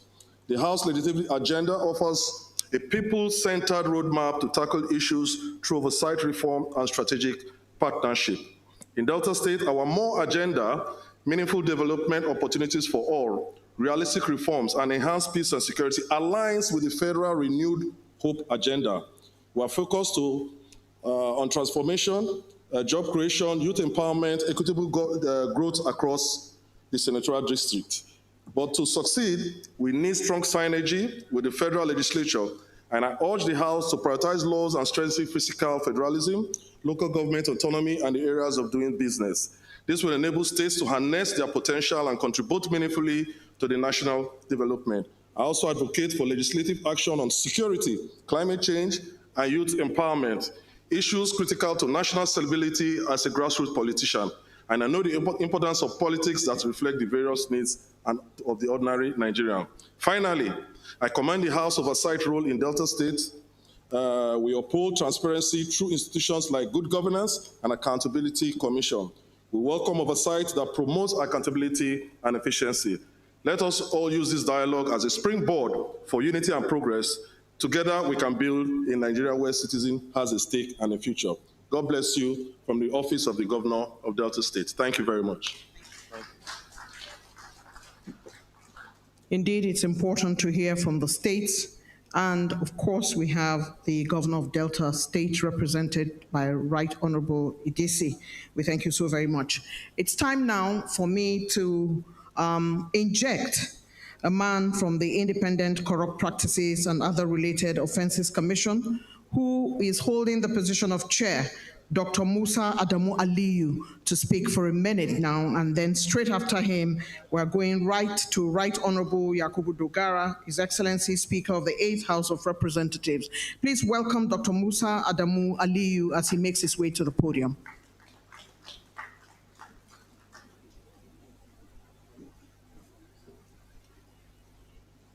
The Right Honorable Speaker of the House of Representatives, Dr. Tajuddin Abbas, the Deputy Speaker, all other invited guests. From the ICPC, we are here to identify with Mr. Speaker and House of Representatives in the area of good governance, transparency, and accountability. Mr. Speaker, we want to assure you that on our own parts, as an anti-corruption agency, we are going to ensure that we collaborate with the National Assembly, most especially the House of Reps, in order to deepen transparency and accountability in your legislative agenda. I want to assure you that we will continue to collaborate to ensure that Nigeria will continue to be great in areas of transparency, and also to ensure that our people are getting the good dividend of democracy which has been delivered by the House of Representatives. Thank you so much. I would really appreciate, and we congratulate the Speaker and members of the National Assembly, most especially the House of Reps, for this giant stride in trying to show to the people of Nigeria that the House of Reps is the people's house. It's the house which brings itself to the people, to show people what they are doing, so that people can be able to interact and also make its inputs. So we thank you, Mr. Speaker, and wish you well in this endeavor, and also we wish that the House of Representatives will keep doing the good work. Thank you so much.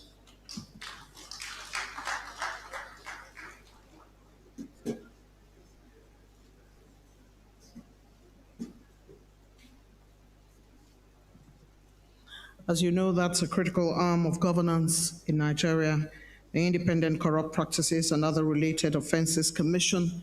Dr. Musa Adamu Aliyu, who is chair, has just spoken. Let's give him another round of applause, please.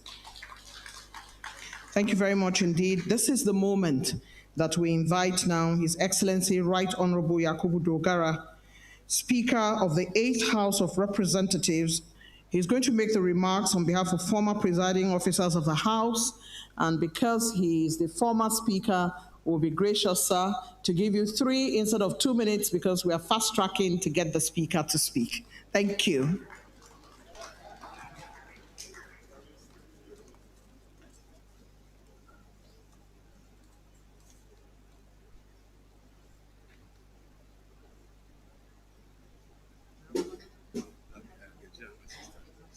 I'll take 1 minute.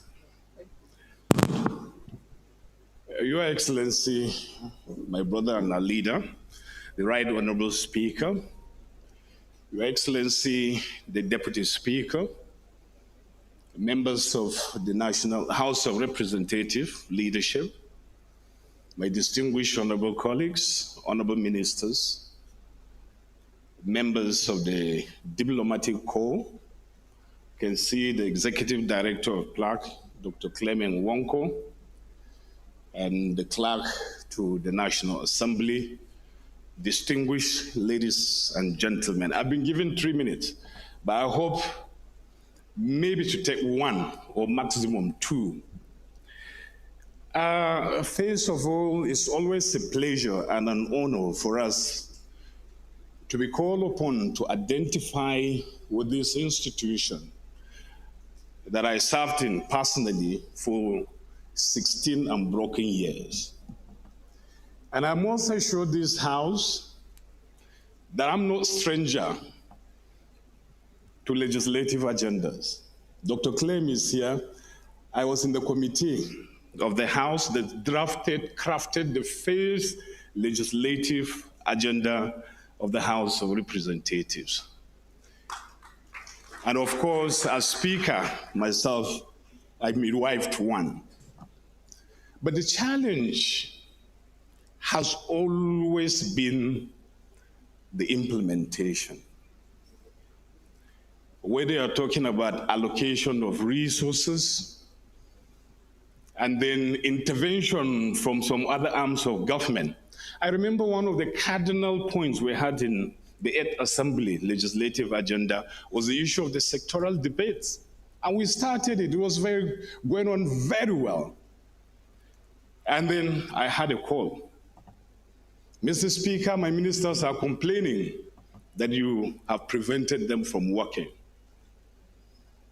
And it was just for a minister to show for maybe for just 30, 40 minutes, present in areas that we thought were very, very critical to the national economy, because then we were talking about diversification of our revenue sources.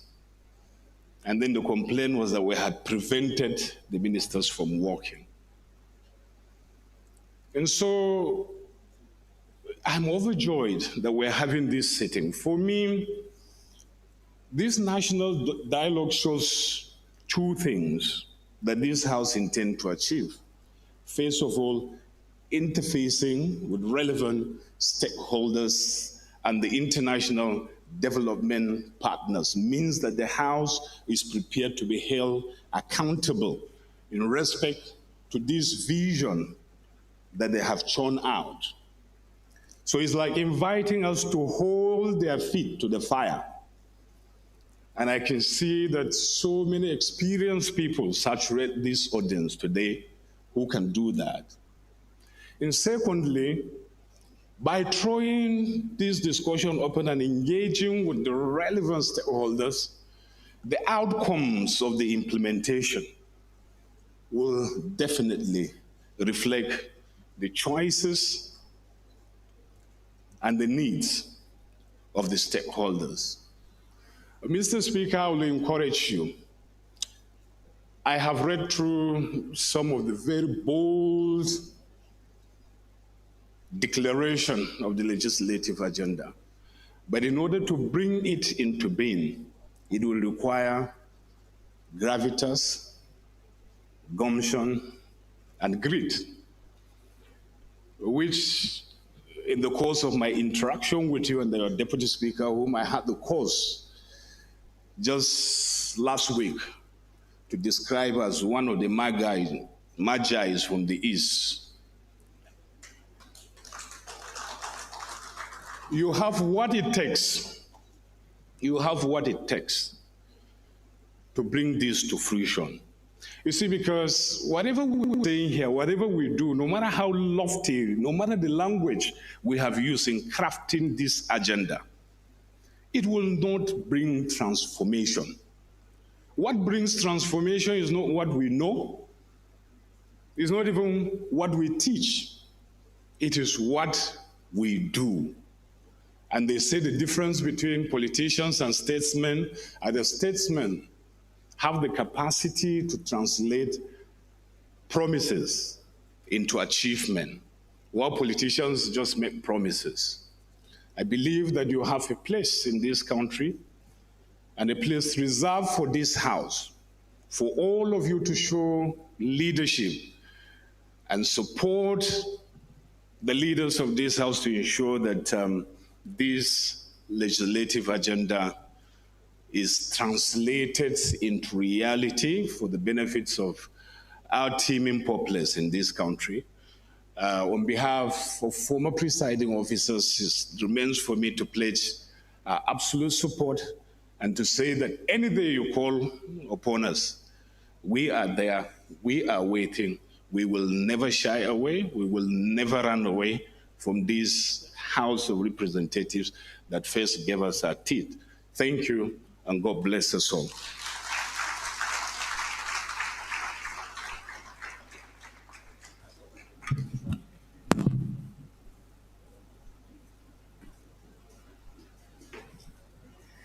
The former speaker says to me, I hope I didn't take much time.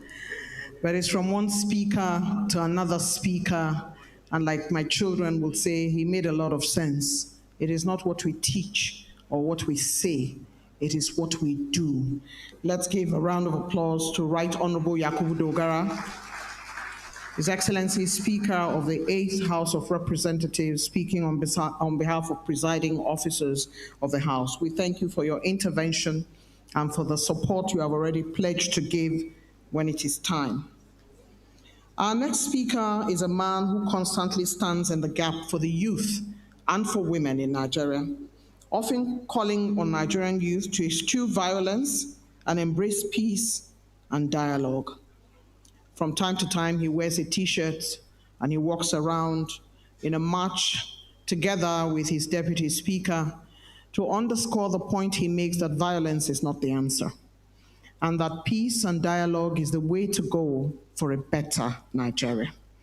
As I invite him up to speak, I would like him to also ensure that he corrects us all by telling us once and for all, I'm a broadcast journalist, and from time to time I see either his first name is in the last name, his last name is in the first name, and I would like him today to put the record squarely straight so that there will be no roll-ups that say something different from the roll-ups at the back and from the roll-ups at the other end.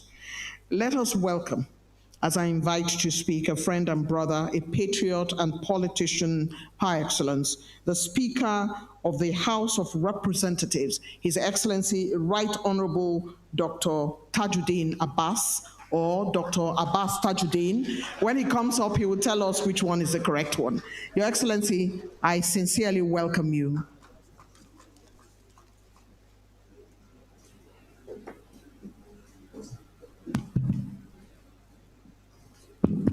Please, you may sit down. Thank you. Eugenia, if being my sister, you don't know which one comes first, there is the official name, the way it's supposed to be called. Abbas Tajuddin is my name. Abbas is the first name, Tajuddin is my surname. The Deputy Speaker, my dear brother, my dependable ally, my partner, Right Honorable Benjamin Okezikalu, CON, the leader of leaders, Professor Julius, the majority leader of the House, my esteemed honorable colleagues,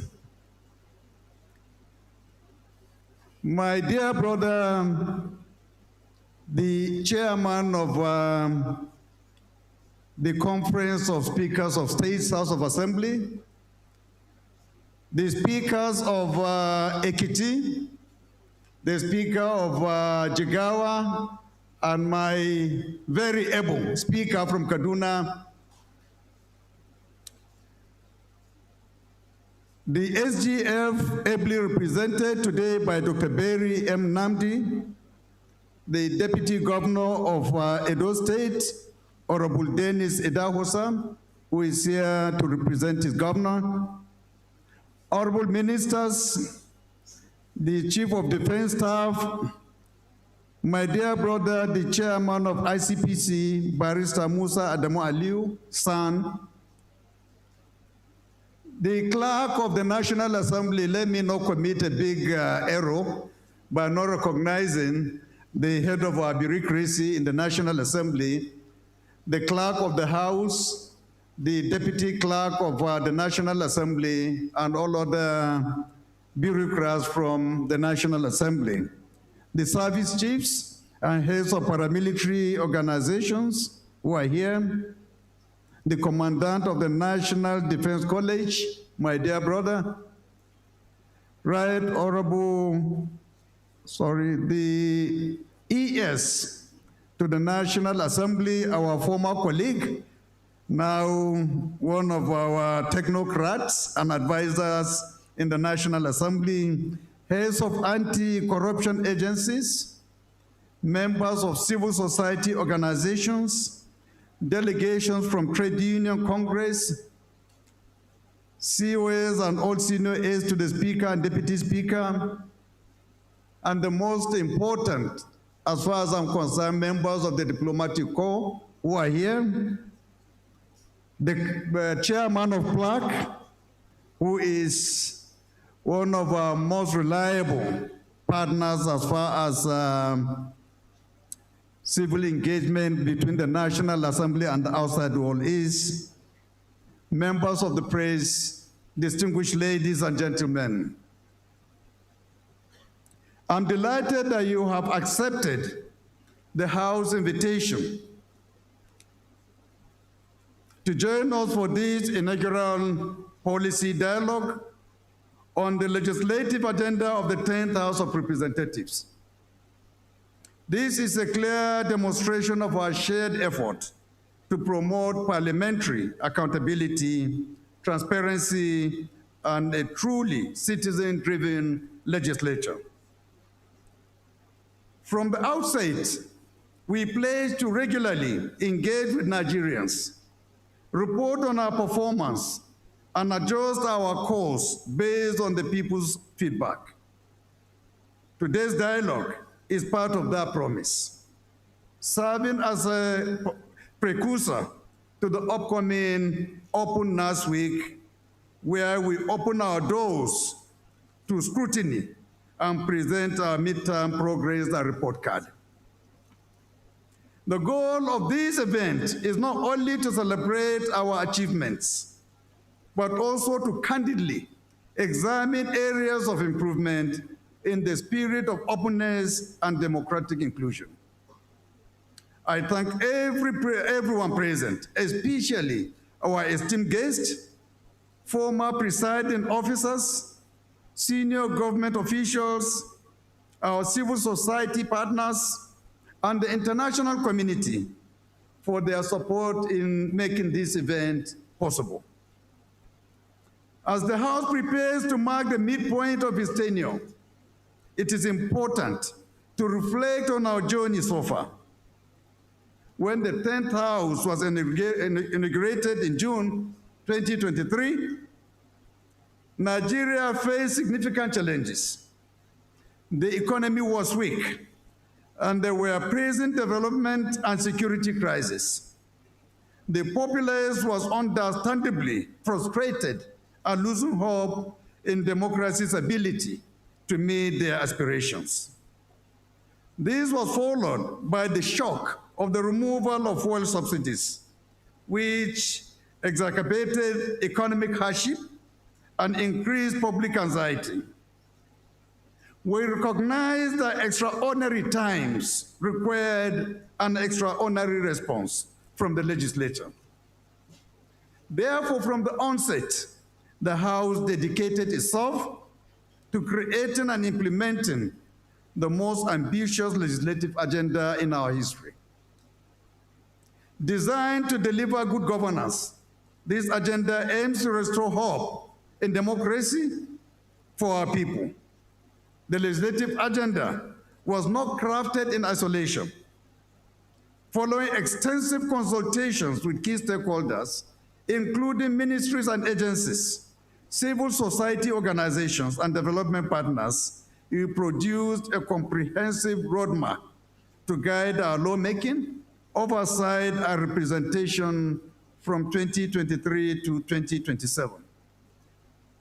We also took special care to align our priorities with the renewed hope agenda of the President Tinubu-led administration, ensuring synergy between the legislative and executive arms of government.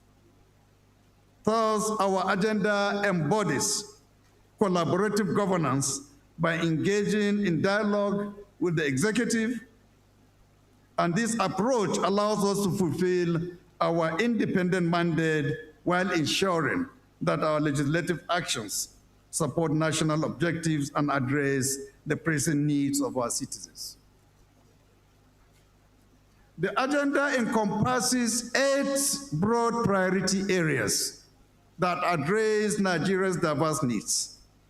These include strengthening good governance, enhancing national security, revitalizing the economy, reforming our laws, and promoting social development. It also advocates for inclusion through an open parliament, directs foreign policy in the national interest, and tackles climate and environmental sustainability. Distinguished ladies and gentlemen, never has the House of Representatives set such an expansive and forward-looking legislative blueprint. The impact the 10th House has made so far is largely due to the deliberate, strategic, and focused execution of this agenda. We have remained focused and resilient in pursuing these goals, even when unforeseen issues arose. We backed our plan with concrete implementation strategies. Each House committee integrated the agenda into its work plans. We established clear milestones and key performance indicators to track progress, and we set up special committees to monitor and evaluate how well we are meeting our targets. We also insisted on better communication and regular reporting, which included requiring members to maintain functional constituency offices and report on their engagement with the public, ensuring accountability at every step. Crucially, our agenda was designed with the flexibility to respond to emerging crises. This means that even as new challenges have arisen, we have adapted swiftly without losing sight of our long-term goals. In short, we did not simply announce an ambitious agenda and hope for the best. We put in place the mechanisms and political will to implement it. 2 years later, or almost 2 years later, I'm proud to report that these efforts have yielded results. In terms of legislative output, this House has been extraordinarily proactive and productive. We have introduced a record number of bills and a volume of legislative proposals that is unprecedented at this stage of any assembly.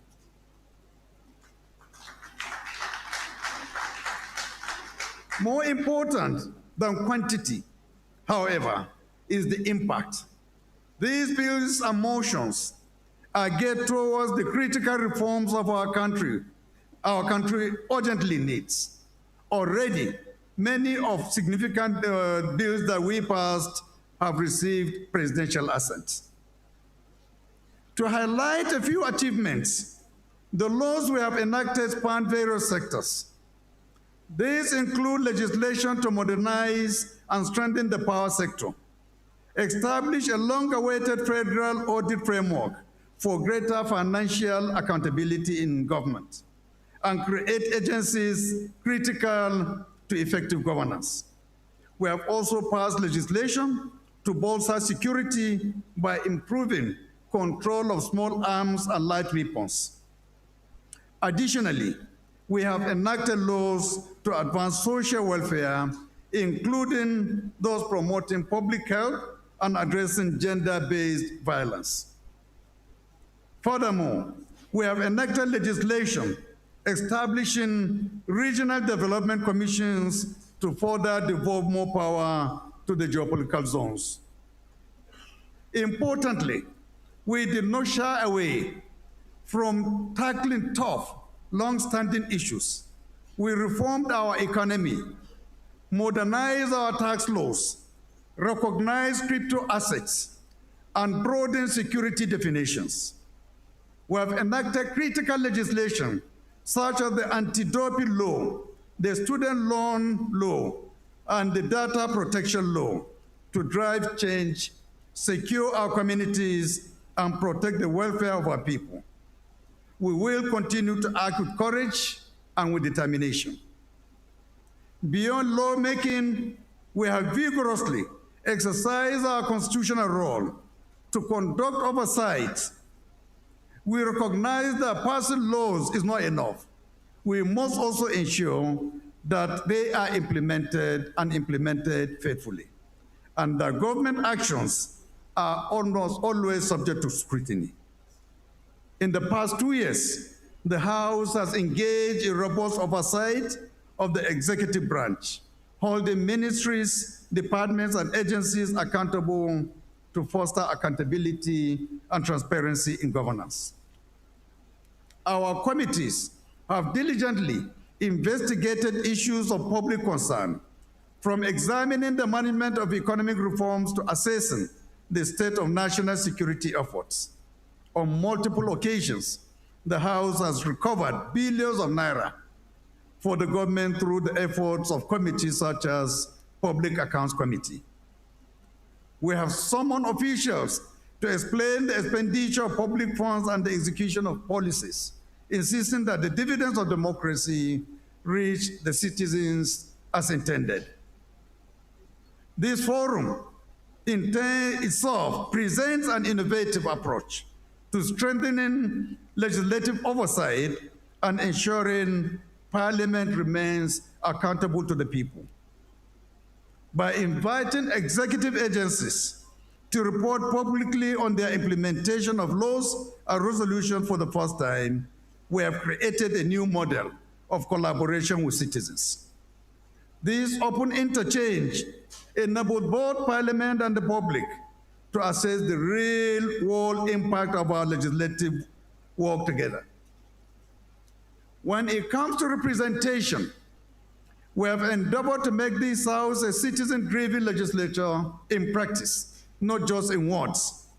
In every major endeavor, we have actively sought the people's voice. The 10th House has convened numerous forums to hear from the public on issues that matter most to them. We organized a national dialogue on state policing and security, held town halls on electoral reforms, and conducted public hearings on key bills and national issues.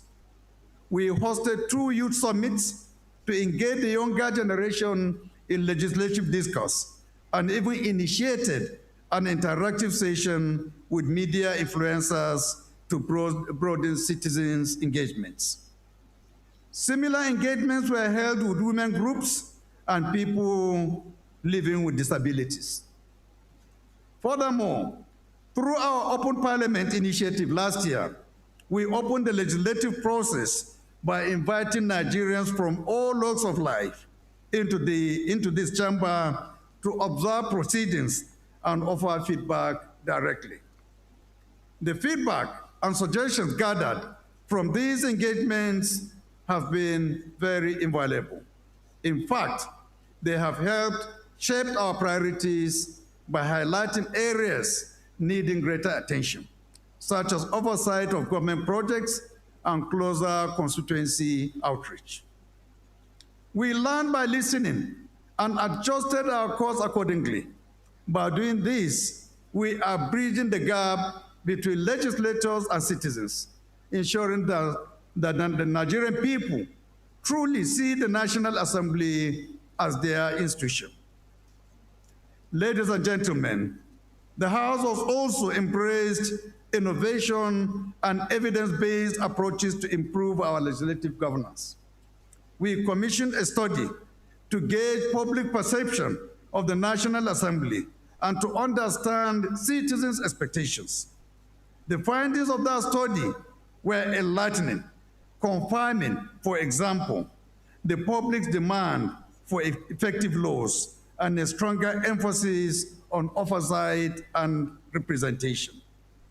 It also recommended greater transparency, regular town halls, and better communication of our activities. We took these lessons to heart. The very idea of policy dialogue was born from the desire to create a platform facilitating three-way interactions among the legislature, the executive, and the citizens. Our goals through these platforms is to institutionalize constructive feedback loops within the governance process.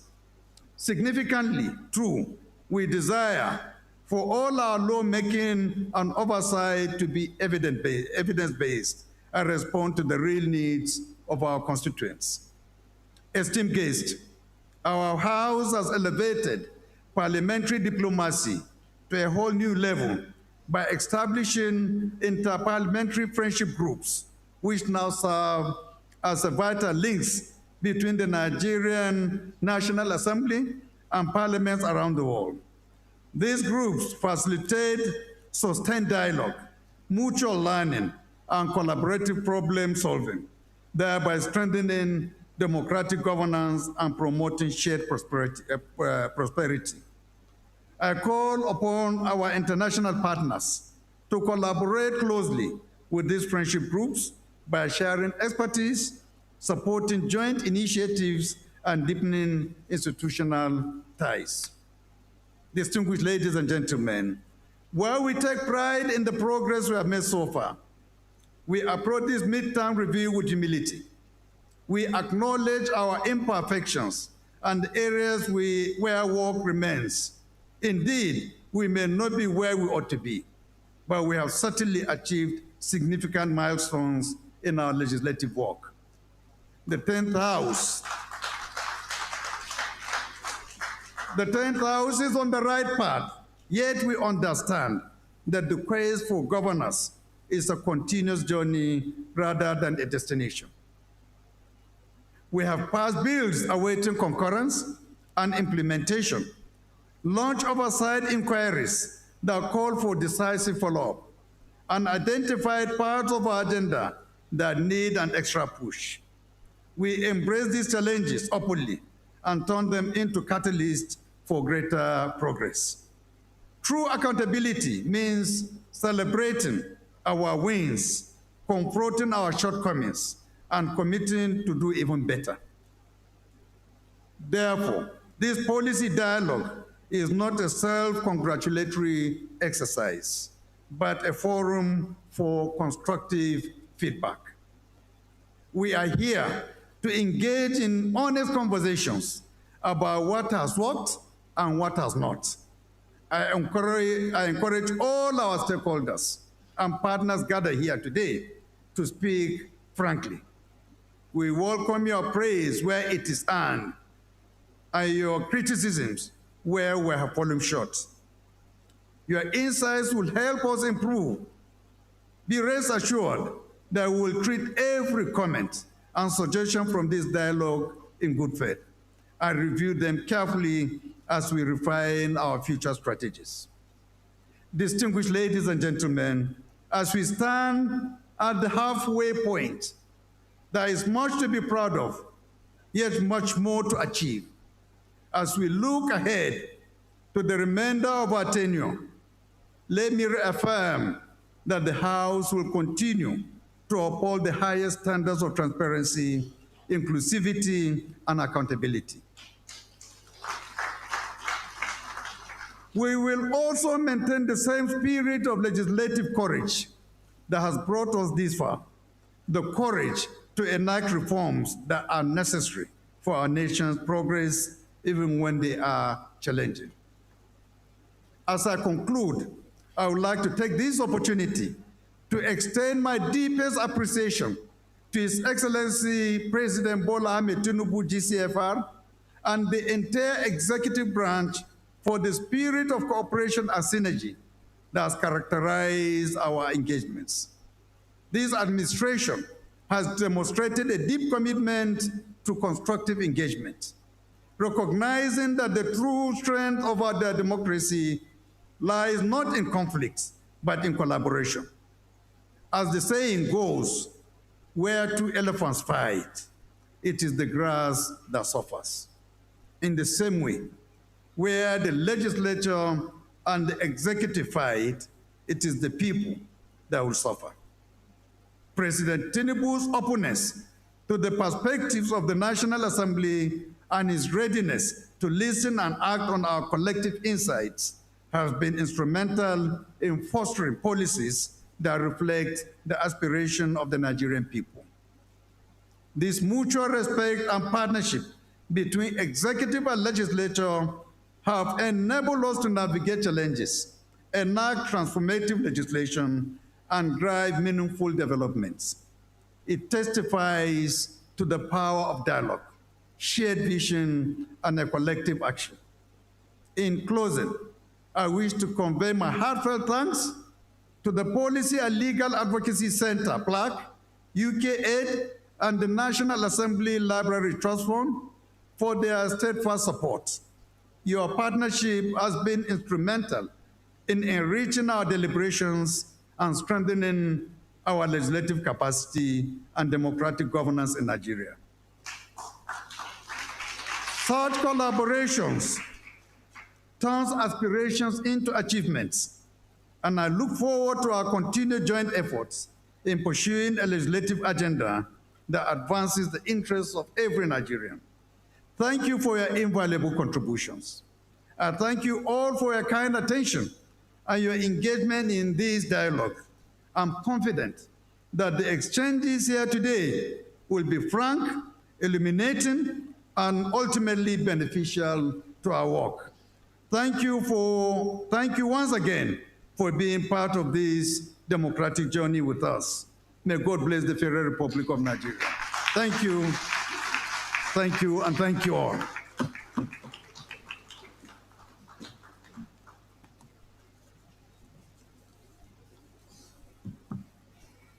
Your Excellencies, the Right Honorable Speaker of the House of Representatives, His Excellency Right Honorable Abbas Tajuddin, has delivered what we will consider the speech of the day.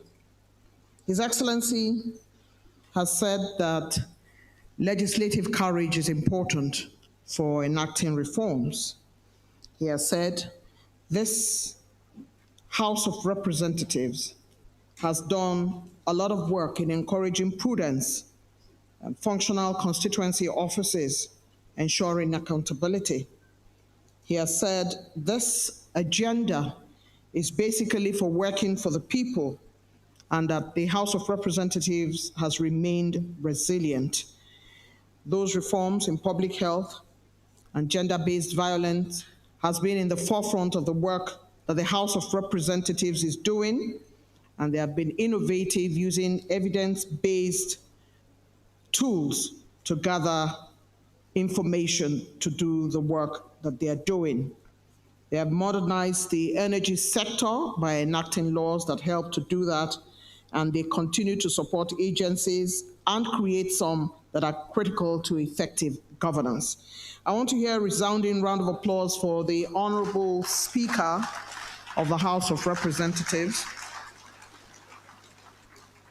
Your Excellency, I'm a consultant, and I'm not asking for a fee to ensure that nobody makes mistakes on your name going forward. I know your name. I do know your name. But putting it in the public domain ensures that nobody does that anymore. Everybody knows what your name fully is. I do know the name, but now we have put it to rest because it came from you. Please give His Excellency another round of applause. Thank you, Your Excellency, for describing the House of Representatives as one that is forward-looking. Never has a House of Representatives initiated such a forward-looking strategic agenda, and we are here for it, for the implementation. The job of that work that is expected to be done properly and the implementation of it, we all know, rests in the hands of Chairman, Committee on Monitoring and Evaluation of Implementation of the Legislative Agenda, Honorable Cyril Hart Godwin, who is Chair, and his Deputy Chair, Honorable Chingwe Nabwithe Clara. We expect to be able to come here every year and look at the landmarks and to give the scorecard of how it is doing.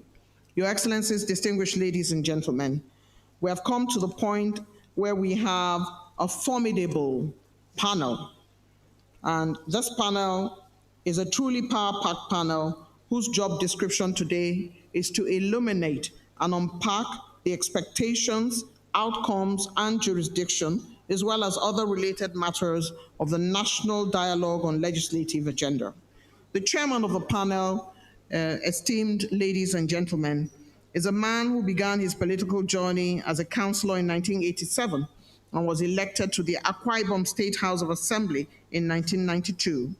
He transitioned to the national stage representing the Itu Ibom Federal Constituency in the House of Representatives, a position he held until 2011. During his tenure, he served as the chairman of the House Committee on Business and Rules. In 2011, he was elected as a senator for Akwa Ibom Northeast Senatorial District, serving until 2015. He subsequently served as SSA to the President on Niger Delta Affairs from May 2019 until his resignation in 2022 to pursue his gubernatorial ambition. He holds a Bachelor of Laws from the University of Calabar and also attended the Nigerian Law School in Lagos. Notably, Enang is recognized as one of the few Nigerian politicians who have served across all three tiers of government, local, state, federal, and has held positions in both legislative and executive branches. Help me welcome the chair of the panel session, the very distinguished Senator Ita Solomon Enang.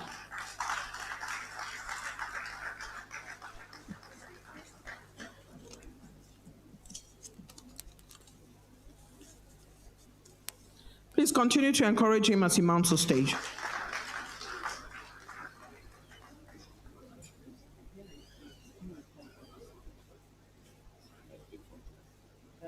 I think you should invite them from here. Could we have the support system provide the chairs properly for this panel? Thank you very much. I believe that there's a support system. Are they sitting at each end? Because this is what I see, and if that is not what is happening, can we have the chairs in the middle? But distinguished Senator Enang will introduce his panelists from here.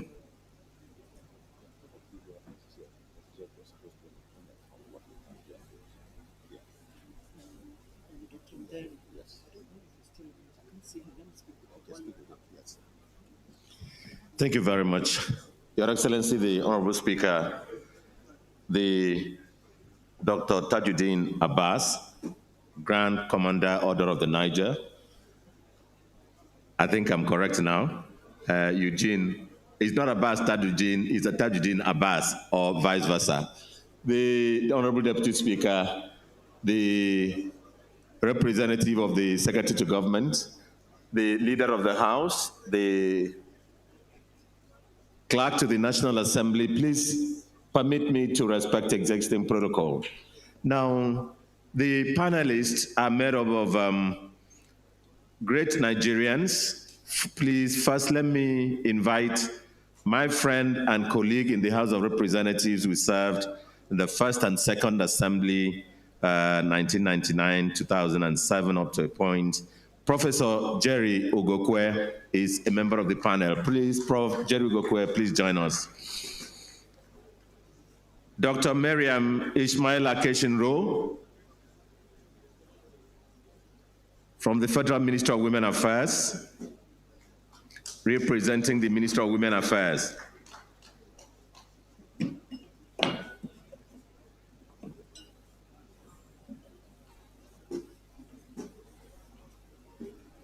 Dr. Uchenna Ogbonna, Nigeria Economic Summit Groups, please. Dr. Uchenna Ogbonna.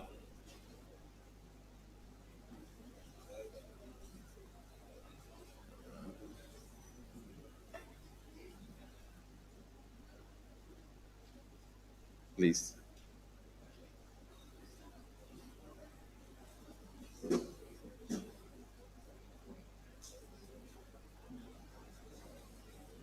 Can I have the Executive Director plaque? The Executive Director plaque, please. The Executive Director plaque, please. Or any of the plaque officials. Dr. Wankwa, please.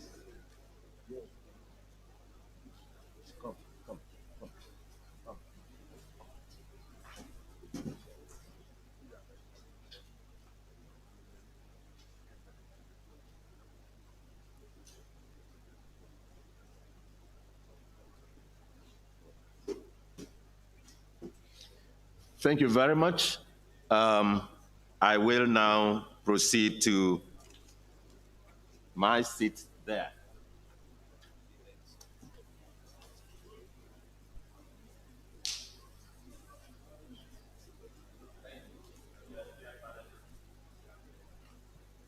Thank you. Thank you, the panelists, and thank you, the House of Representatives.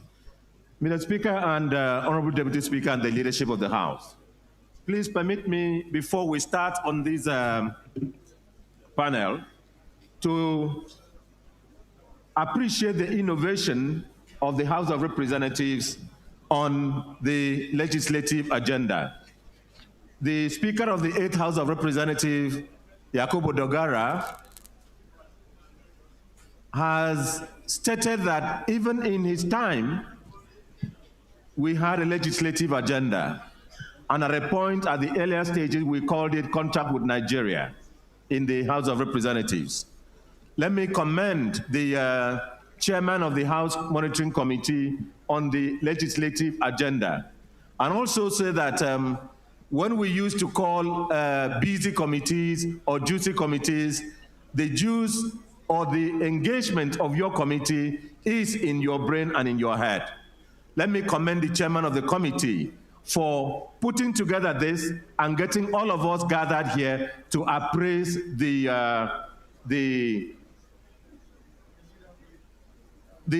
first 2 years of the House of Representatives. And let me commend again the House of Representatives for putting its agenda and what it has done and making itself available to be asked questions by the public in pursuit of its open parliament agenda. And thank you for inviting all of us. Now, we'll start with 2 minutes for each of the panelists to make his opening statement, as I have made. Now, let me start with my friend, first, the representative of the Nigerian Economic Summit Group, Dr. Uchenna Ogbonna of the Economic Summit Group.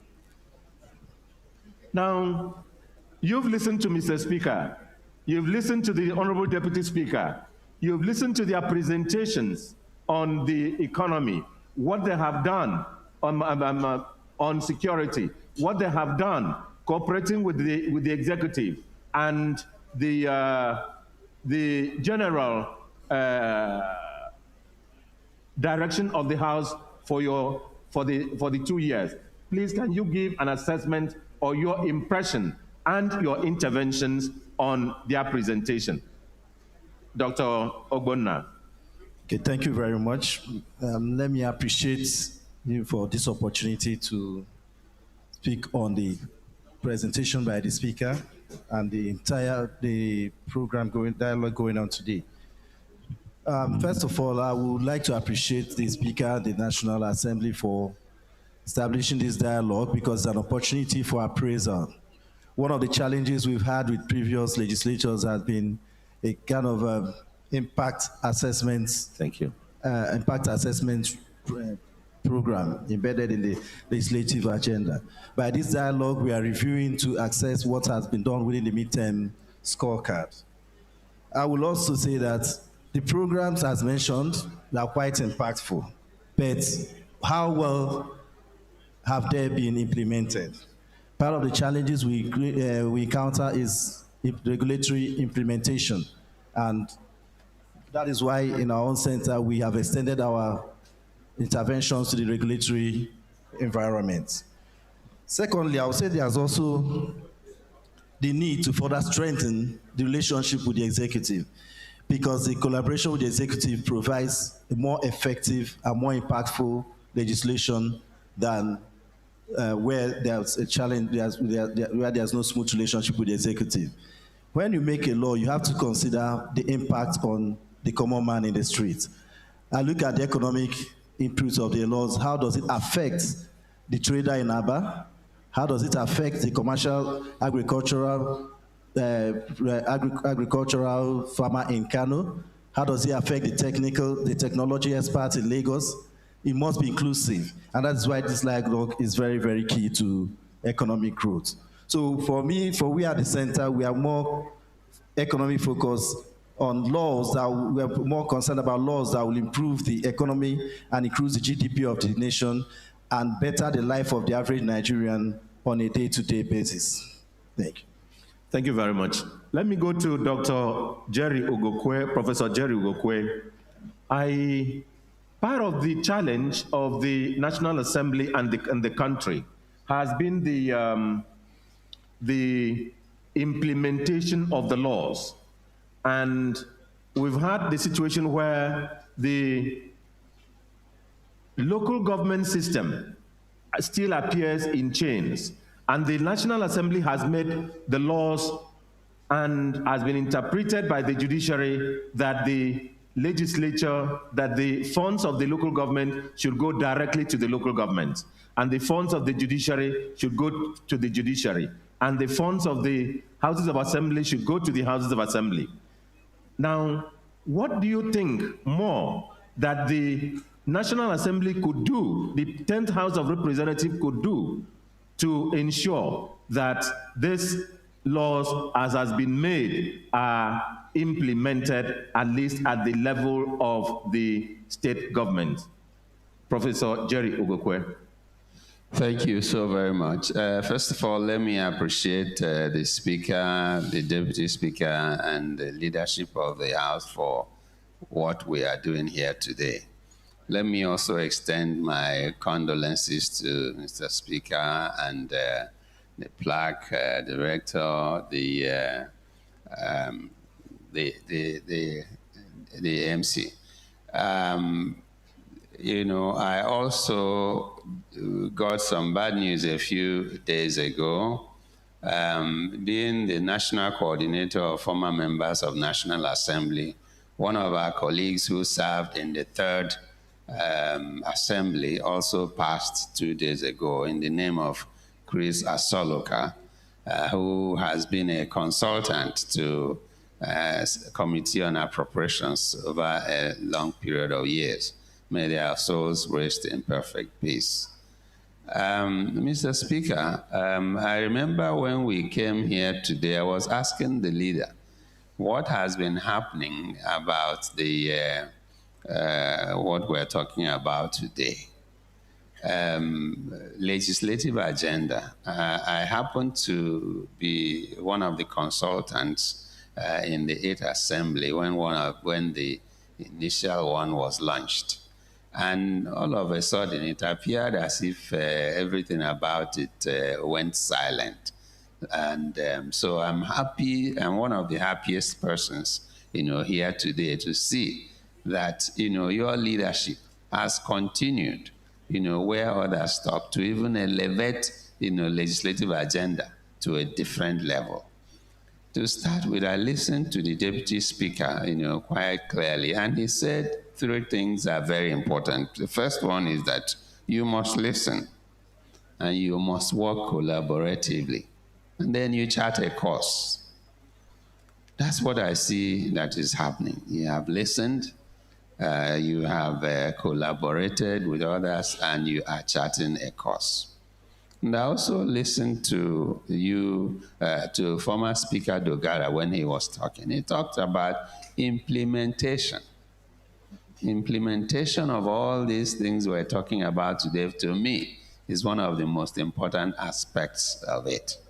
And I'm happy. I have seen a lot of things that you are doing, and I want to congratulate this 10th Assembly. Those of us who served in the 4th and 5th, we know what it was. However, the question I was asked, how can we be sure that these things we're talking about, the budgets and the rest of it, are implemented? It reminded me of one of the things that happened in our own time in the 4th Assembly. We tried to get the ministers to listen, to implement, and they refused to do anything.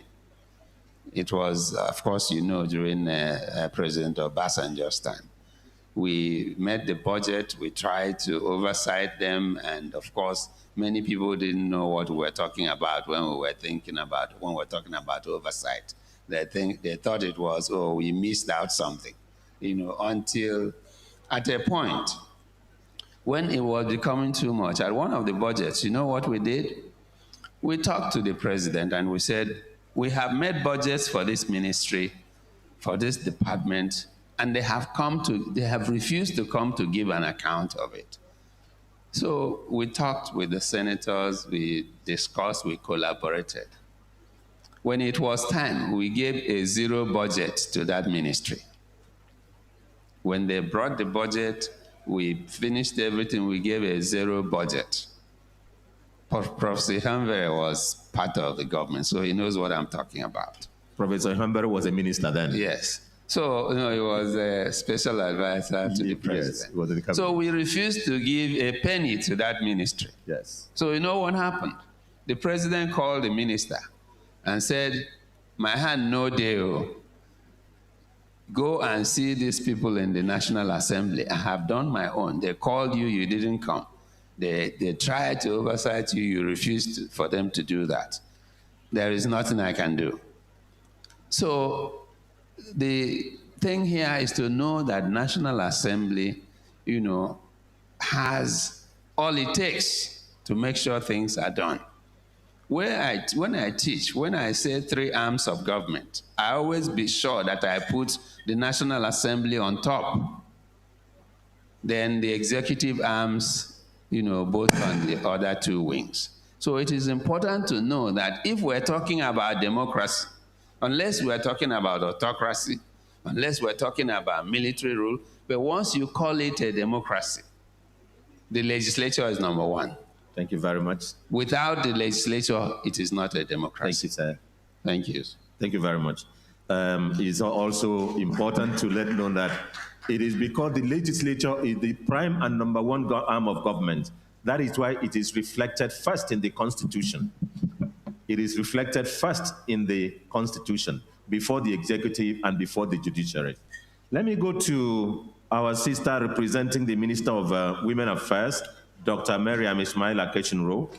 Now, you have been briefed by the Honorable Speaker and the Deputy Speaker in the House, and then the European Union and PLAC on the steps the legislature is taking and the support it's receiving in, one, the open parliament, and two, giving women special seats in the National Assembly and in the state houses of assembly.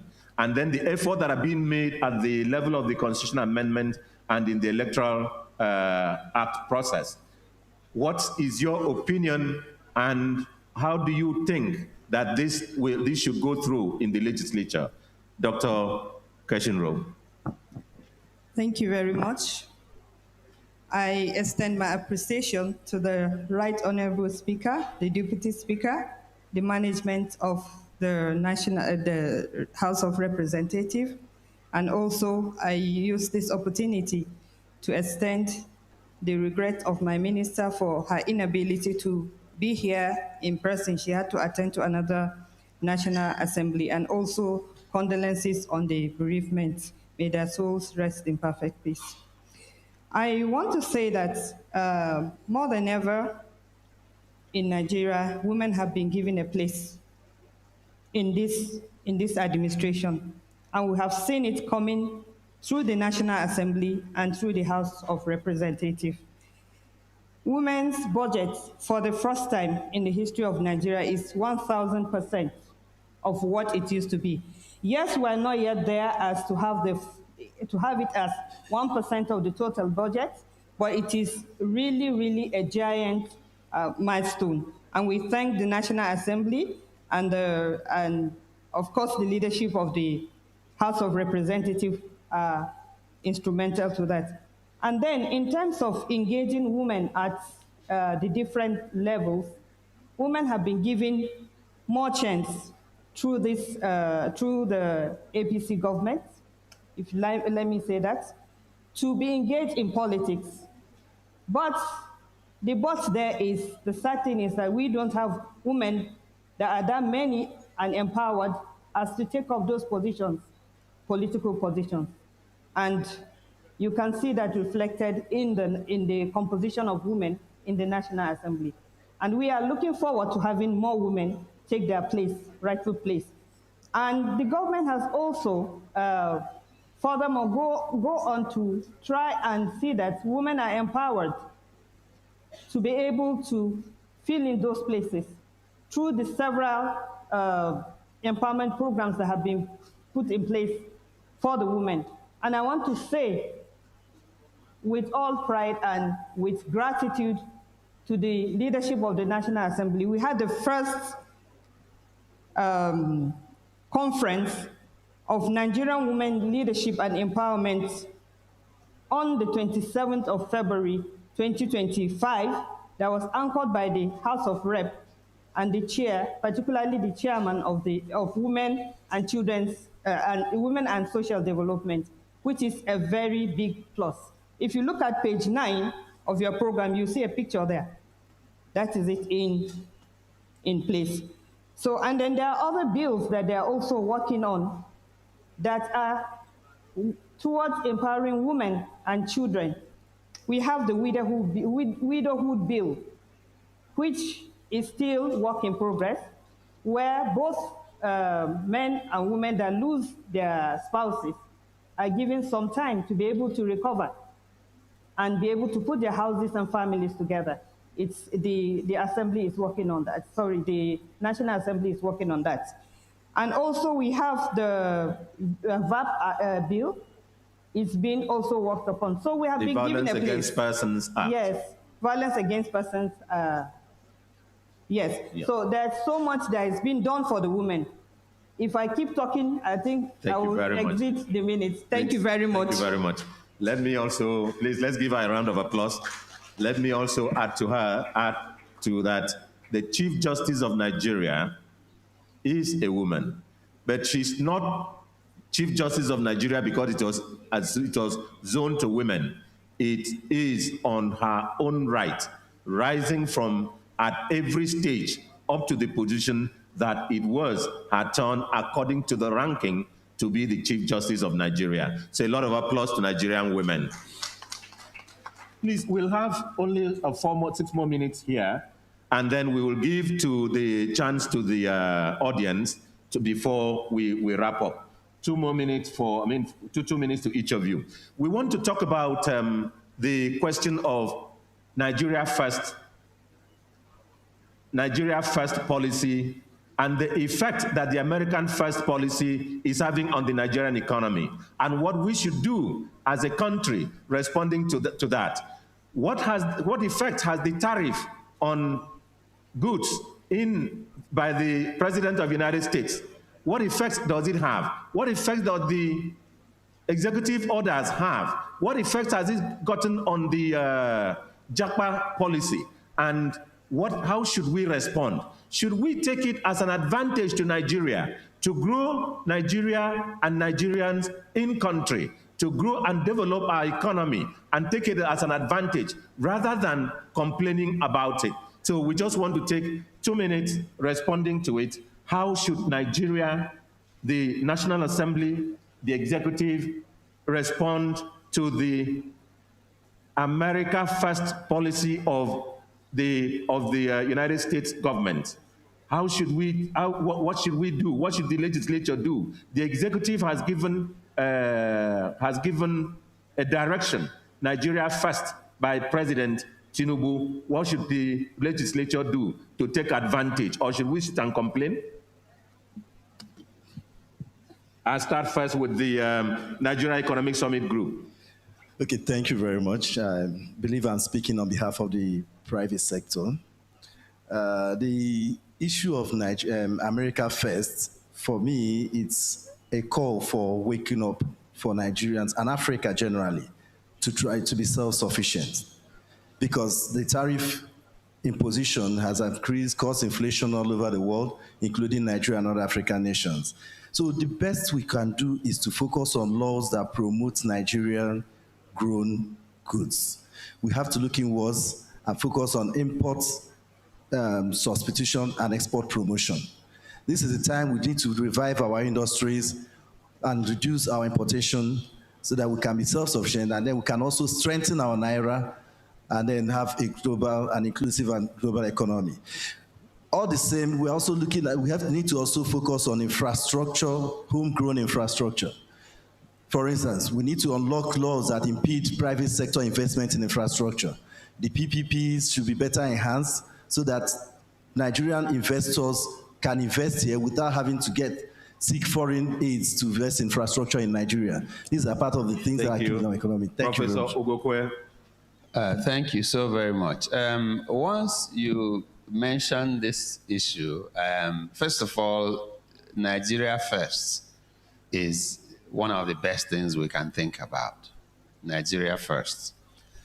But I remember something. After serving in the National Assembly, I went to serve as Nigeria's ambassador to Austria, Slovakia, and United Nations offices in Vienna.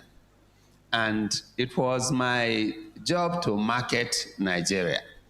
In Vienna, outskirts of Vienna, is where they manufacture this lace everybody wears in Nigeria. So I went over there to talk to them, the manufacturers of lace. And I said, please come to Nigeria and manufacture this thing. Stop pushing this thing to be imported from your country to Nigeria. I assembled a group of all of them that are manufacturers. After all my talk and Dogo Turenchi, as the case may be, their head, the leader, took the microphone and said, thank you very much, Your Excellency. But you know what?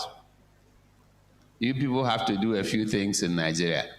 I said, what? He said, he used to manufacture in Nigeria, somewhere close to Lagos, in Abeokuta or something.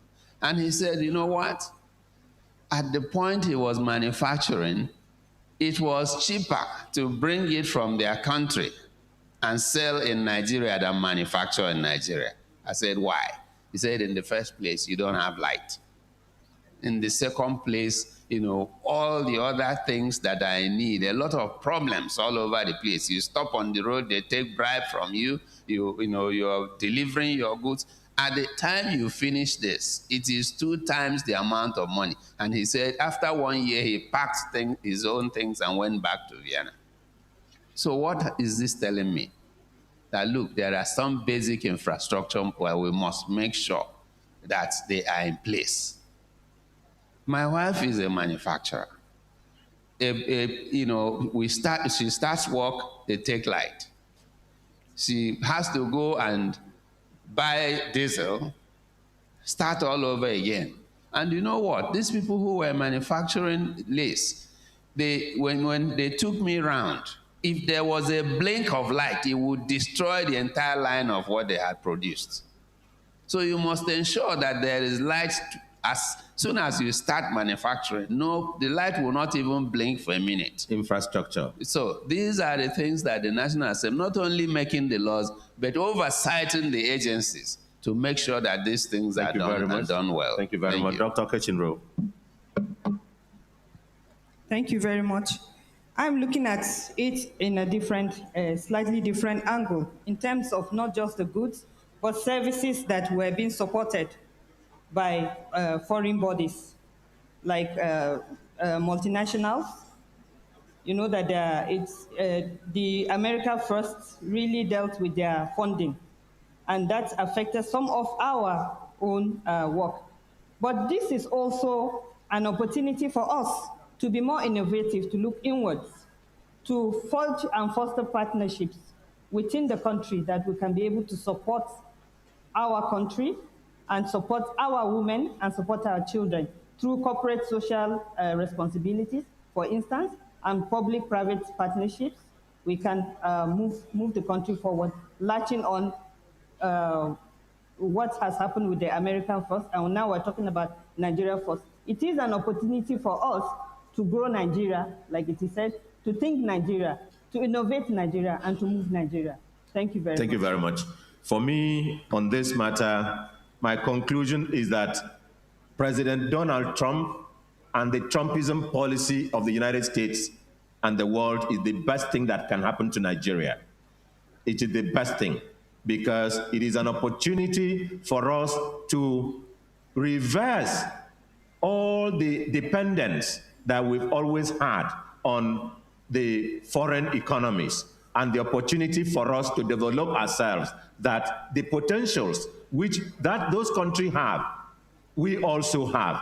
After all, most of the production, manufacturing, and everything that is happening in those countries are done by Nigerians who have left Nigeria and are helping in those countries, and we say it is made abroad. So Trumpism is the best thing that has happened, and we thank Mr. President for also taking the policy that Nigeria first. Now, we ask for members of the audience, we'll soon conclude, to make interventions. Please, microphone, somebody take microphone to them, or you can use your campaign voice. The lady in red, two of them are in red. Please, the one in front and the lady in red again behind. The two ladies in red.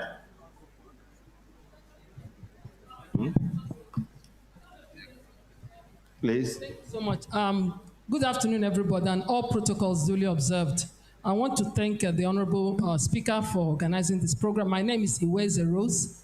I'm from Environmental Management and the Occupational Team. My question is, will this particular policy dialogue, will it be sustainable?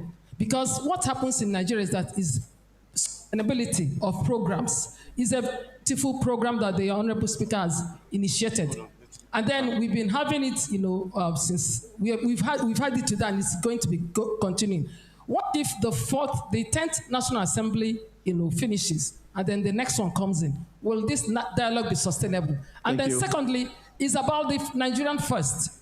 I think what that particular Trump statement is a very good thing for Nigeria to begin to look inwards. Now, the Honorable Ugokwe that made mention about the infrastructural, problems. When you came back, you were a legislator. What did you put in place, even to make sure that we have sustainable light supply, so that we don't have, most of these problems? Thank you very much. Thank you. The next person, the lady in front, the red. Yes, please.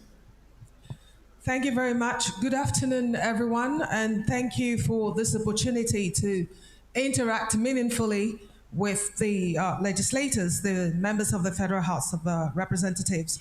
So I'm going to attempt to speak to the question you asked. Your name, please. Adamma Odefa. Adamma, okay. Yes, so I'm going to attempt to speak to the question you asked about what we can suggest to the National Assembly concerning the Nigerian First policy. And I'll say that, in my opinion, agriculture can go a long way in solving a lot of problems we have in this country. Time was when agriculture was our main earning power and sustenance in this country. So if we marry agriculture with our explosive youth population, I think we can not only solve our food problem in this country, we can also begin to export food. And as you know, with consumables and food, there is never enough demand, and that could be a room. And also, I'd like to say that while the youth and the rest of us are engaging in agriculture and moving forward, fixing our infrastructure deficits can be happening alongside, because a lot of things we can do in agriculture can actually be done even while we try to fix power and everything else.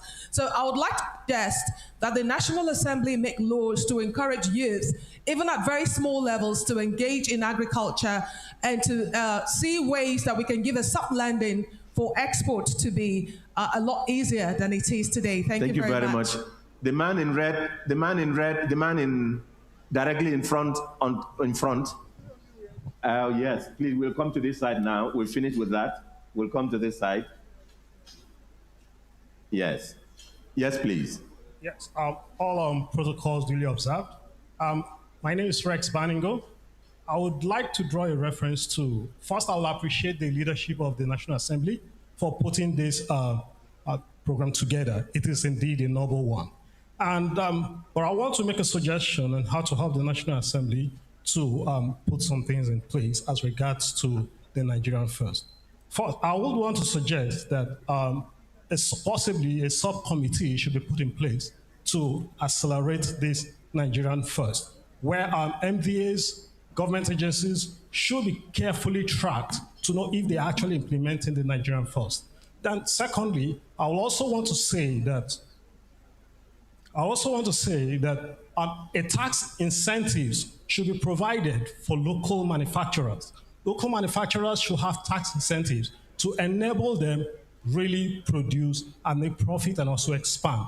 More and more, certain such opportunities should be given. Then I also want to say that local content, we'll talk about local content, the law on local content should also extend to other industries, not just on gas. It should have cut across ICT, constructions, and other relevant. Thank you very much. Thank you very much. Please take the microphone to the front. I want the House Leader, Professor Humbere, to answer this question on will it be sustainable, this policy dialogue? Please give it to the Leader of the House. Oh, well, thank you very much, Mr. Speaker. You can already see the commitment of the leadership of the House to the sustainability of this project. If you listen carefully to the Speaker's address, as the chairman of the ad hoc committee, by the grace of the Speaker, that produced this legislative agenda, I can say very proudly that the level of commitment to the implementation is higher than ever. I was in the 9th House. But most importantly, that we've gone to the extent of setting up a standing committee on the implementation shows how seriously we are taking the issue of the implementation. So there is no problem. Be rest assured that it will continue. Thank you. Thank you very much. Please, now we'll take only one more question, only from this side. And 2 women have asked, 1 man has asked. So I balance it with the man in brown suit, standing near the microphone. I apologize, but please let me announce that this dialogue continues even after this stage.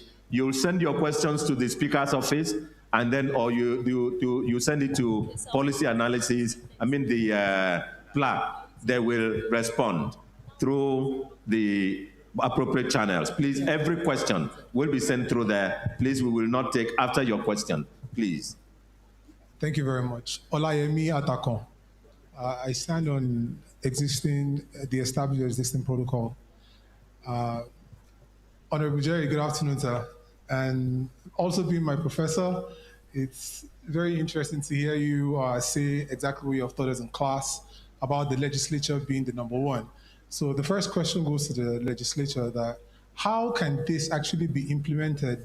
Because I remember one example that you've given about if the executive refuses to convocate the National Assembly, then what happens? So how can we be sure that this kind of thing doesn't become a situation. We don't understand your question. I'm sorry. What's the question, sir? The question, according to what I've learned from Professor Jerry, Honorable Jerry, is also that with the legislature, it's supposed to be the number one, as he has explained. And also that if the executive refuses to convocate the National Assembly, for example, because the president is always being inaugurated before the National Assembly. So how can we make sure this doesn't be the case? Like, what can be done to implement the legislature to actually be number one? Then my second question is about agriculture. So I live in Malaysia. I've lived in Malaysia for over 2 decades, and I know 95% of the land there has been used for oil palm, which has taken the country out of poverty. Now, according to our studies, there's over 2 million hectares of arable land in Nigeria. And what is the government actually doing to tap into this? Because in terms of electricity production, they use the waste from the oil palm fields to actually generate electricity as well. And as much as we have investors that have personally come to someone like me as well, we do not know what the government is doing regarding this and the in route into making this a possibility. Thank you. Thank you very much. Please, we will be we will not take any more questions, and we'll be very brief in the response. And please, let me just summarize our response because we've run out of time. I want to apologize.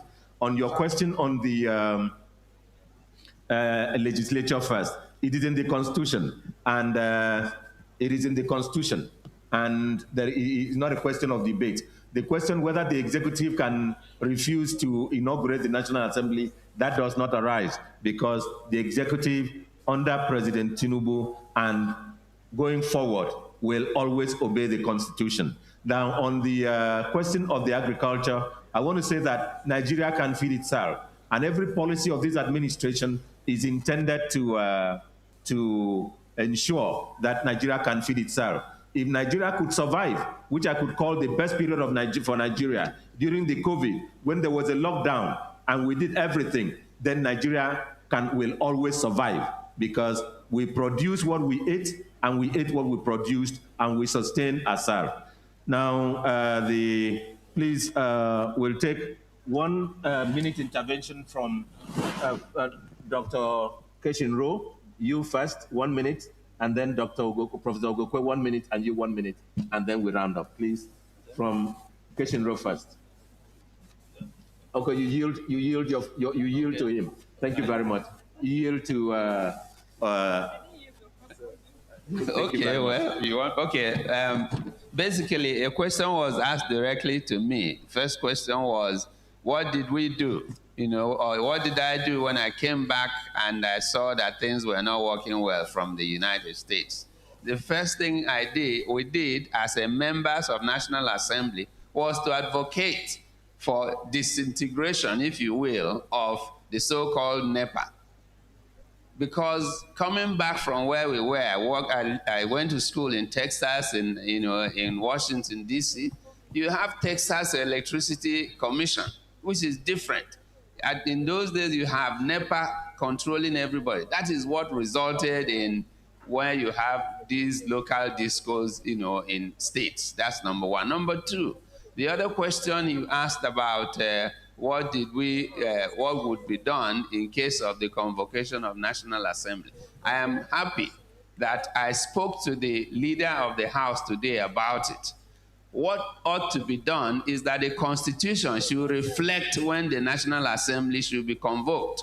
You can imagine a president writing to the clerk of the House, a governor writing to the clerk, please convoke National Assembly. If you have a crazy president who refuses to do that, the Constitution does not have a provision of what can be done to him. And I'm happy that the leader said that this has been addressed in the new Constitution amendment. My suggestion is that the Constitution should read, in May, second Tuesday of May after every election, the National State Assemblies at 9 a.m. on that Tuesday is hereby convoked. Simple and short. Thank you very much. Thank you very much. Thank you, sir. Economic Summit Group. You said 1 minute, but I don't know if I can borrow Madam's 1 minute and add to my own so that I can explain. No, just it had been taken already by Ogokwe, so you still have 1 minute only. Okay, so well, let me talk briefly on sustainability. I know the challenge, the fear is that the next assembly may come in and change its priorities and then discontinue most of the laudable projects commenced by this assembly. But I feel that is why we need to have a legislative framework for national planning. This does not only define the planning of the executive planning, but also the legislative priorities. Define a long-term priority of the legislature, which will influence every agenda of each assembly that comes into place. For instance, if we have a long-term legislative plan that's run for the next 30 years, I believe that subsequent assemblies will not come and discontinue projects like this, laudatory projects like this national dialogue, if it's embedded in the legislative framework. This is one of my suggestions. And then on the issue of agriculture, it is also important that the major challenge to agriculture is infrastructure. Thank you very much. Second to insecurity. So if we can address the issue of infrastructure, it will boost every sector of the economy. And agriculture, being our mainstay in the past, will resurrect, and I'm sure we'll achieve much with agriculture. Thank you. Thank you very much. Thank you. In conclusion, let me thank Mr. Speaker for the very humble speech he delivered. He said that this is not self-congratulating. It is just an appraisal of their first 2 years. We really, really, really appreciate you. And we also want to thank the House of Representatives for keeping eyes on the ball, concentrating exclusively and seriously on legislative activities, and also on doing more of the legislative work. But let me challenge the National Assembly on one thing, which I haven't been satisfied personally that we've done well: the repayment of our debt. The repayment of our debt should not come from oil. We took these loans to do certain projects. It is those projects that we should take the repayment from. Did we do airport? We should take the money from what is generated on airport. We just had a report last week. A report last week that we have finished paying IMF from for over the COVID-19 loan. I want the National Assembly, in particular the House of Representatives.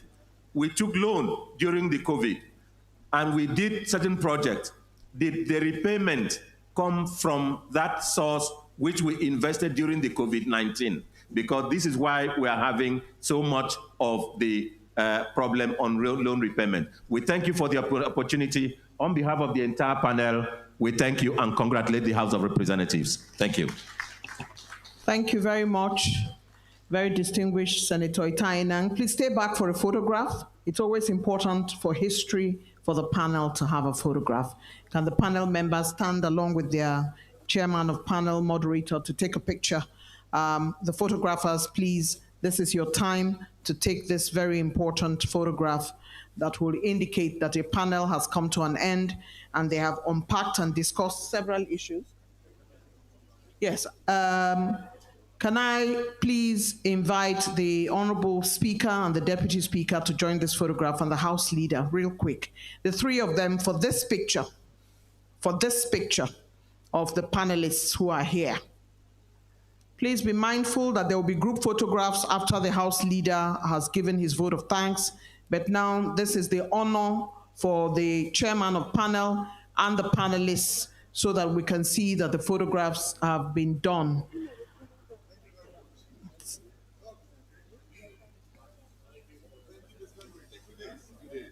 This is an important photograph.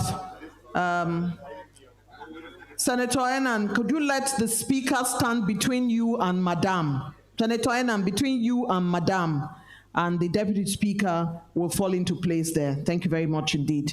Thank you. That's a photograph for the panel session. We appreciate the panel for unpacking the issues and giving us opportunity to speak. Give a round of applause to this set of panelists that are formidable. Thank you very much. Your Excellency, you may now return to your seat, but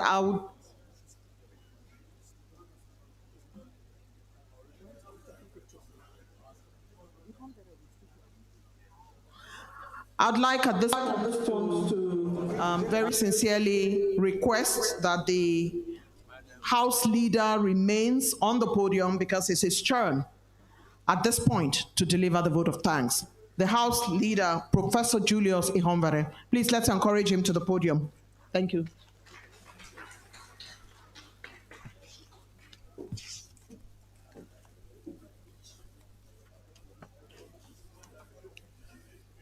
Mr. Speaker, a man I have likened several times to some personalities in global history that have changed their environments. And for those who are students of history, you will very easily remember people like Bonaparte. If you come to Africa, you know about Mzilikazi in Tanganyika, you know about Shaka the Zulu, you know about Mai Idris Aloma, you know about Eware the Great. If you go to Europe, you remember Bismarck, who brought together the German city-states, Count Camillo Cavo, Garibaldi. These are persons who took the time to make a difference, and they did. And I think if you look at the 10th house very well, you will see that it is a different house in terms of focus, in terms of commitment, in terms of dedication. And I think our speaker, we're lucky to have him, is a man of mission and with a sense of nation, and is delivering the goods. The deputy speaker, an intellectual in his own right, a man who believes in absolute efficiency and service delivery, and who has the courage of a million men. We work together in the Constitution Drafting Committee, and I can say very clearly that he's one man who knows what he's doing at all times. My colleagues in leadership, greet all of you. The Executive Secretary, that your very beautiful building, I've been appealing to you to move to the House of Reps and let the House of Reps move into the library, because that building is state of the art, none like it in this country. I thank you for always making the place open for those who want to exercise their great matters. We commend you for that. Members of the Diplomatic Corps, the Service Chiefs, the Clerk of the National Assembly, my brother representing the IG and other members, Plaque, we greet you. I see the presiding officers represented by Right Honorable Dogara. I also thank all of you for being here. If my sister looked at the program, it actually didn't say vote of thanks. It says closing remarks. And I believe there is a big difference, but I have done vote of thanks. So I won't go to sit down without making one or two remarks because of some of the things that have been said here. Let me make it abundantly clear that at no time in the history of the National Assembly has this House been open to civil society than now, under Tajuddin Abbas. Abbas Tajuddin. At no time. And now it is the problem of civil society that they are not taking advantage of this openness. We have a desk for it. We have committees on it. We are ever available to engage with their ideas and challenges. But Plaque, yes, and a few others, Yaga, Electa, and others. But some of them are running away from engaging us. Later, they will be in the forefront. They are not doing anything. Some will even call us morons, that we are doing nothing. But from the speech of the speaker, you will agree we are doing something. So for those who are in contact with some of them out there, let them know that those ideas they've been advocating, we are ready to engage them. If they have draft bills, let them bring it on. We are ready to work. The second point I want to make, if not for the National Assembly, there would have been riots all over this country by now. What do? We make laws. We oversight. We work on the budget. we do legislative advocacy. But today, the National Assembly is the one constructing schools, sinking boreholes, even paying teachers in some communities. We are doing roads. Local governments appear not to exist anymore, yet they get allocation every month. We get constituency vote once a year, but states get every month.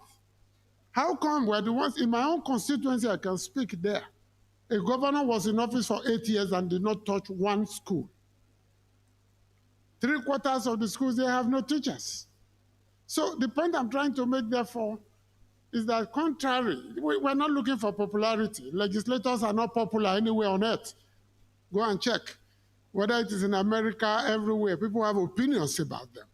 But we continue to work on.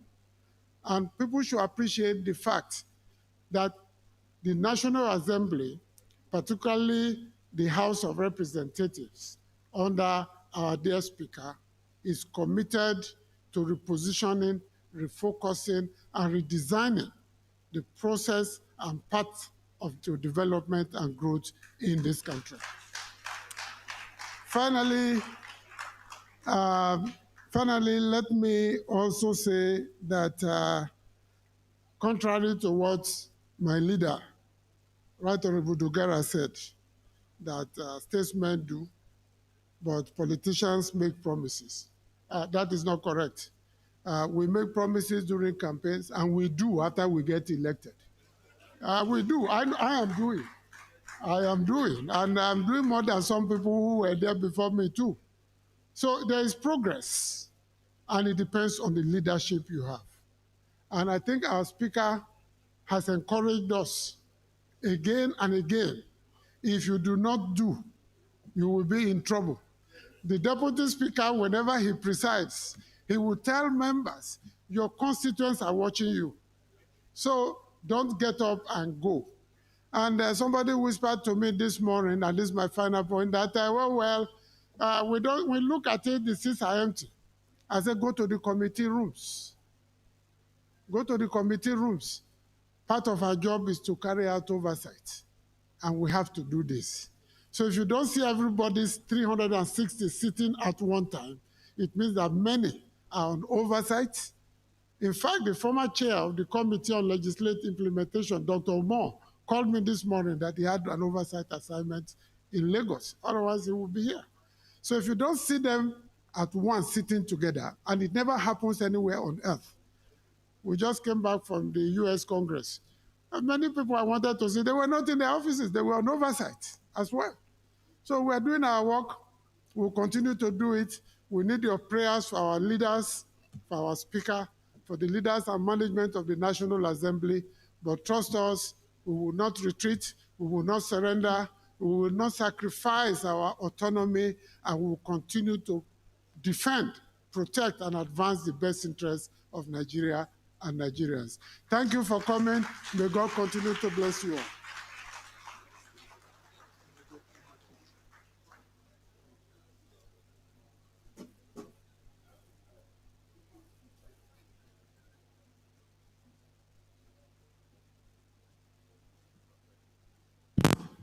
Your Excellencies, distinguished invited guests, Excellency, Right Honorable Speaker, Excellency, Deputy Speaker, the House Leader has spoken.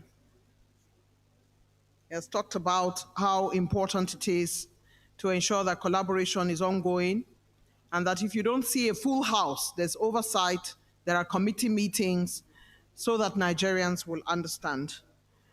Your Excellencies, distinguished ladies and gentlemen, Professor Julius Ihonvere, cerebral, trenchant, and a politician extraordinaire. He says in the House of Representatives, there's no retreat, no surrender. Let's give a round of applause to Professor Ihonvere. May I announce that there would be refreshment, and it will be in packs coming to you. There will be another session that is being arranged by the House Leader, and the House Leader, Professor Ihonvere, will only lead members of the House of Representatives to that session. So I urge you, those of you in the hall, when it's all over, to please remain seated for your refreshments. The House Leader has a meeting, and he's going to go to that meeting with only members of the House of Representatives. Please note, I will now at this point invite the Right Honorable Speaker, His Excellency Dr. Abbas Tajuddin, to step forward with the front row for a group photograph, after which I will announce right now. Clement, which would it be? Up? You want the picture up? Thank you. Your Excellency, up here, please. Thank you. Just the front row first. Only the front row to go up for this photograph. Only the front row, please. Thank you very much. And then this first photograph will also involve any member of the diplomatic corps that is still seated. Anybody from the international community, diplomatic corps that is seated will go up in this photograph now. Any member of the diplomatic community will go up for this photograph, please, now. Member of the diplomatic community. Thank you very much, sir. If you will fall through and step beside Mr. Nwankwo. Here, sir. Okay. Just a short shift so that he can be accommodated. Senator Enang, you're good? Right.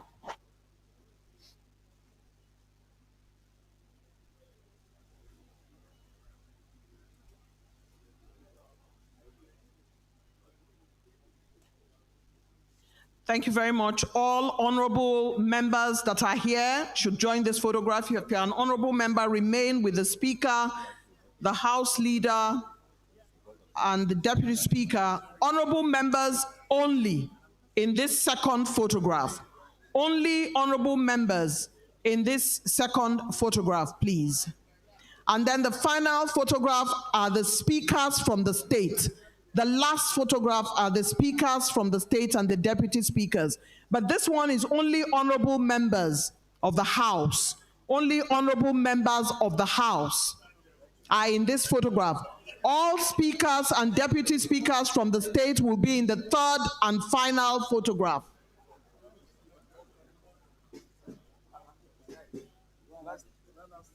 Thank you.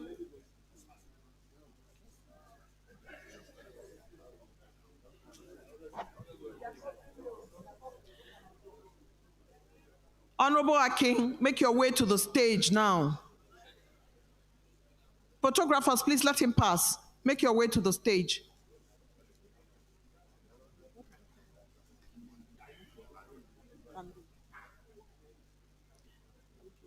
After this photograph, National Assembly Management and the Library.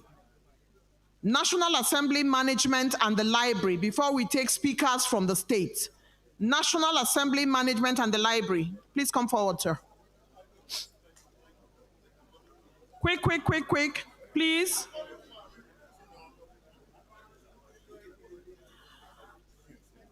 The speakers from Kaduna, Deputy Speaker Kanu, should stand by.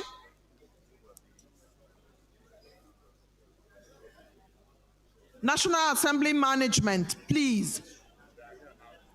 Can we please organize for this photograph?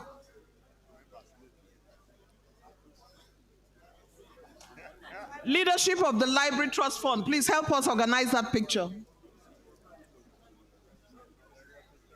Quick, quick, quick, quick. And then we need the speakers from the states and the deputy speakers that have honored us by their presence would go up after this picture.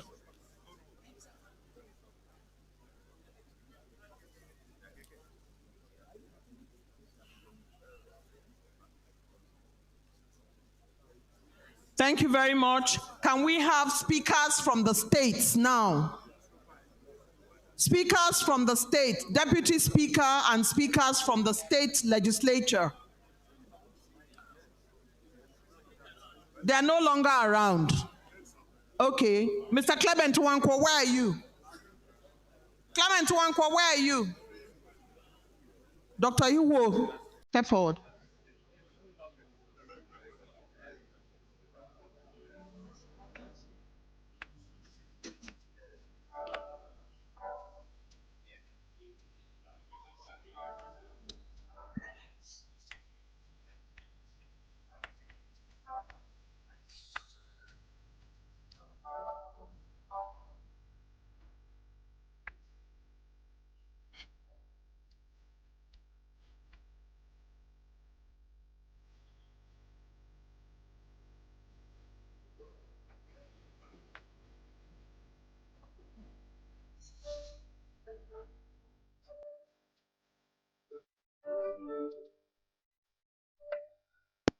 Please settle down. We're about to take the national anthem.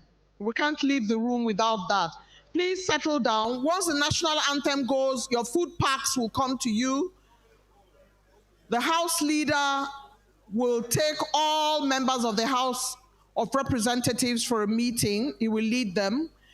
Please clear the pathway so we can see the speaker at this national anthem.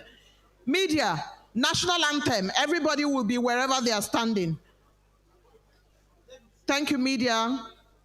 Nigeria, we hail thee, our own dear native land. Though tribe and tongue may differ, in brotherhood we stand. Nigerians old and proud to serve our sovereign fatherland. Thank you very much. This event stands closed. My name is Eugenia Abu. It has been a pleasure to serve.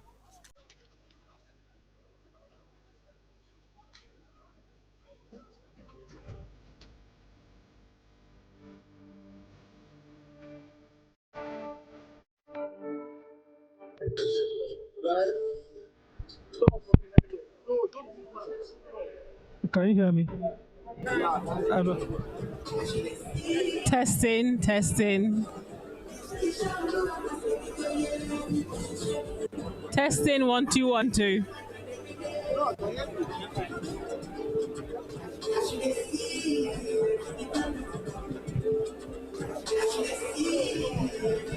What's the?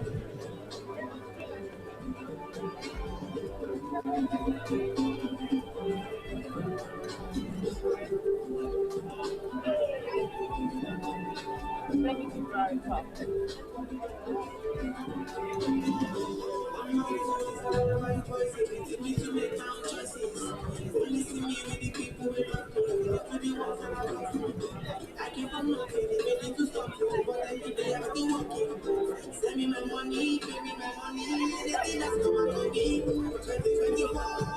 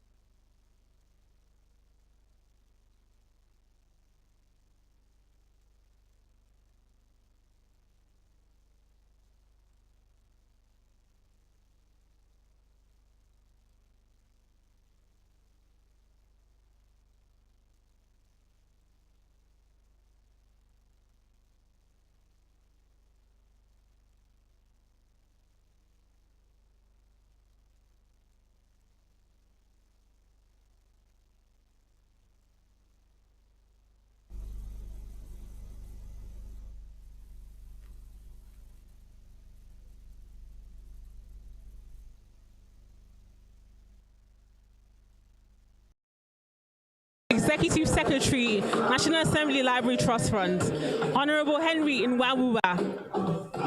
Thank you very much. We have what? Can you hear us? Okay. What did you say?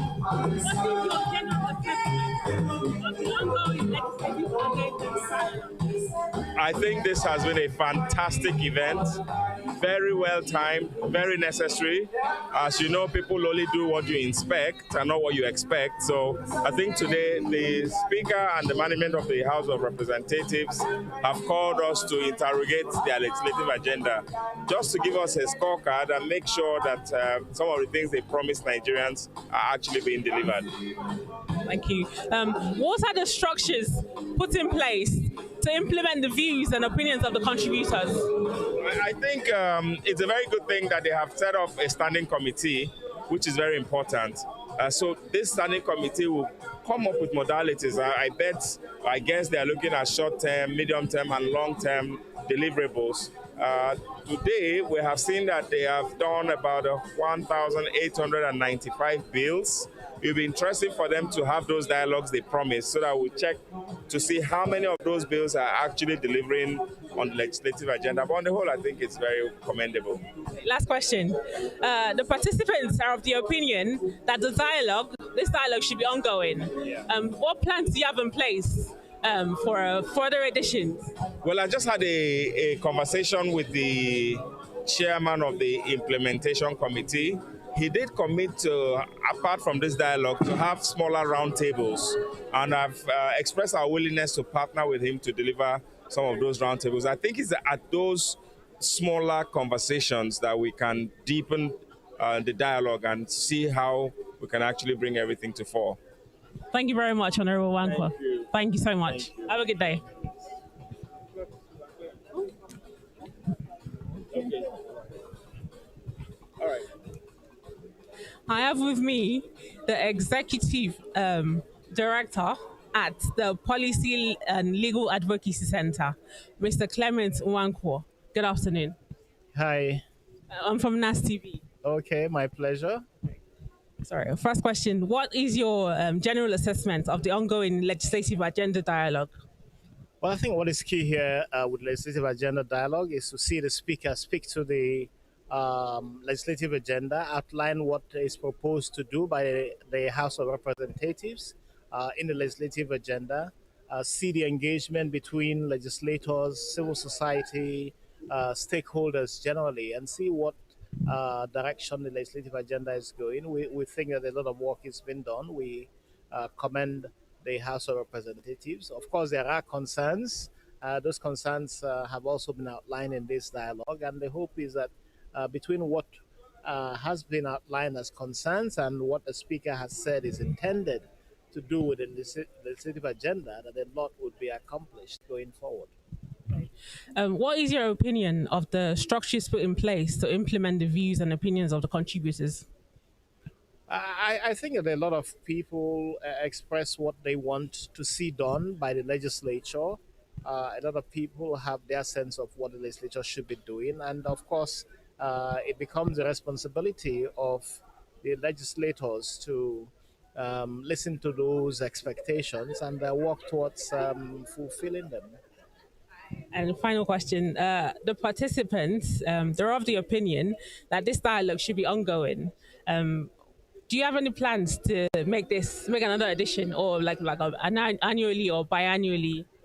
I think the idea is that every year the National Assembly will have a conversation with citizens, with constituents about its progress, the work that it is doing. So for us in PLAC, we're quite happy to support that process on an annual basis so that the exchange between the legislature and citizens will be established, and we would be able to see how that established exchange will lead to greater improvement in governance in the country. Thank you very much, Mr. Nwankwo. We're grateful. Have a good day.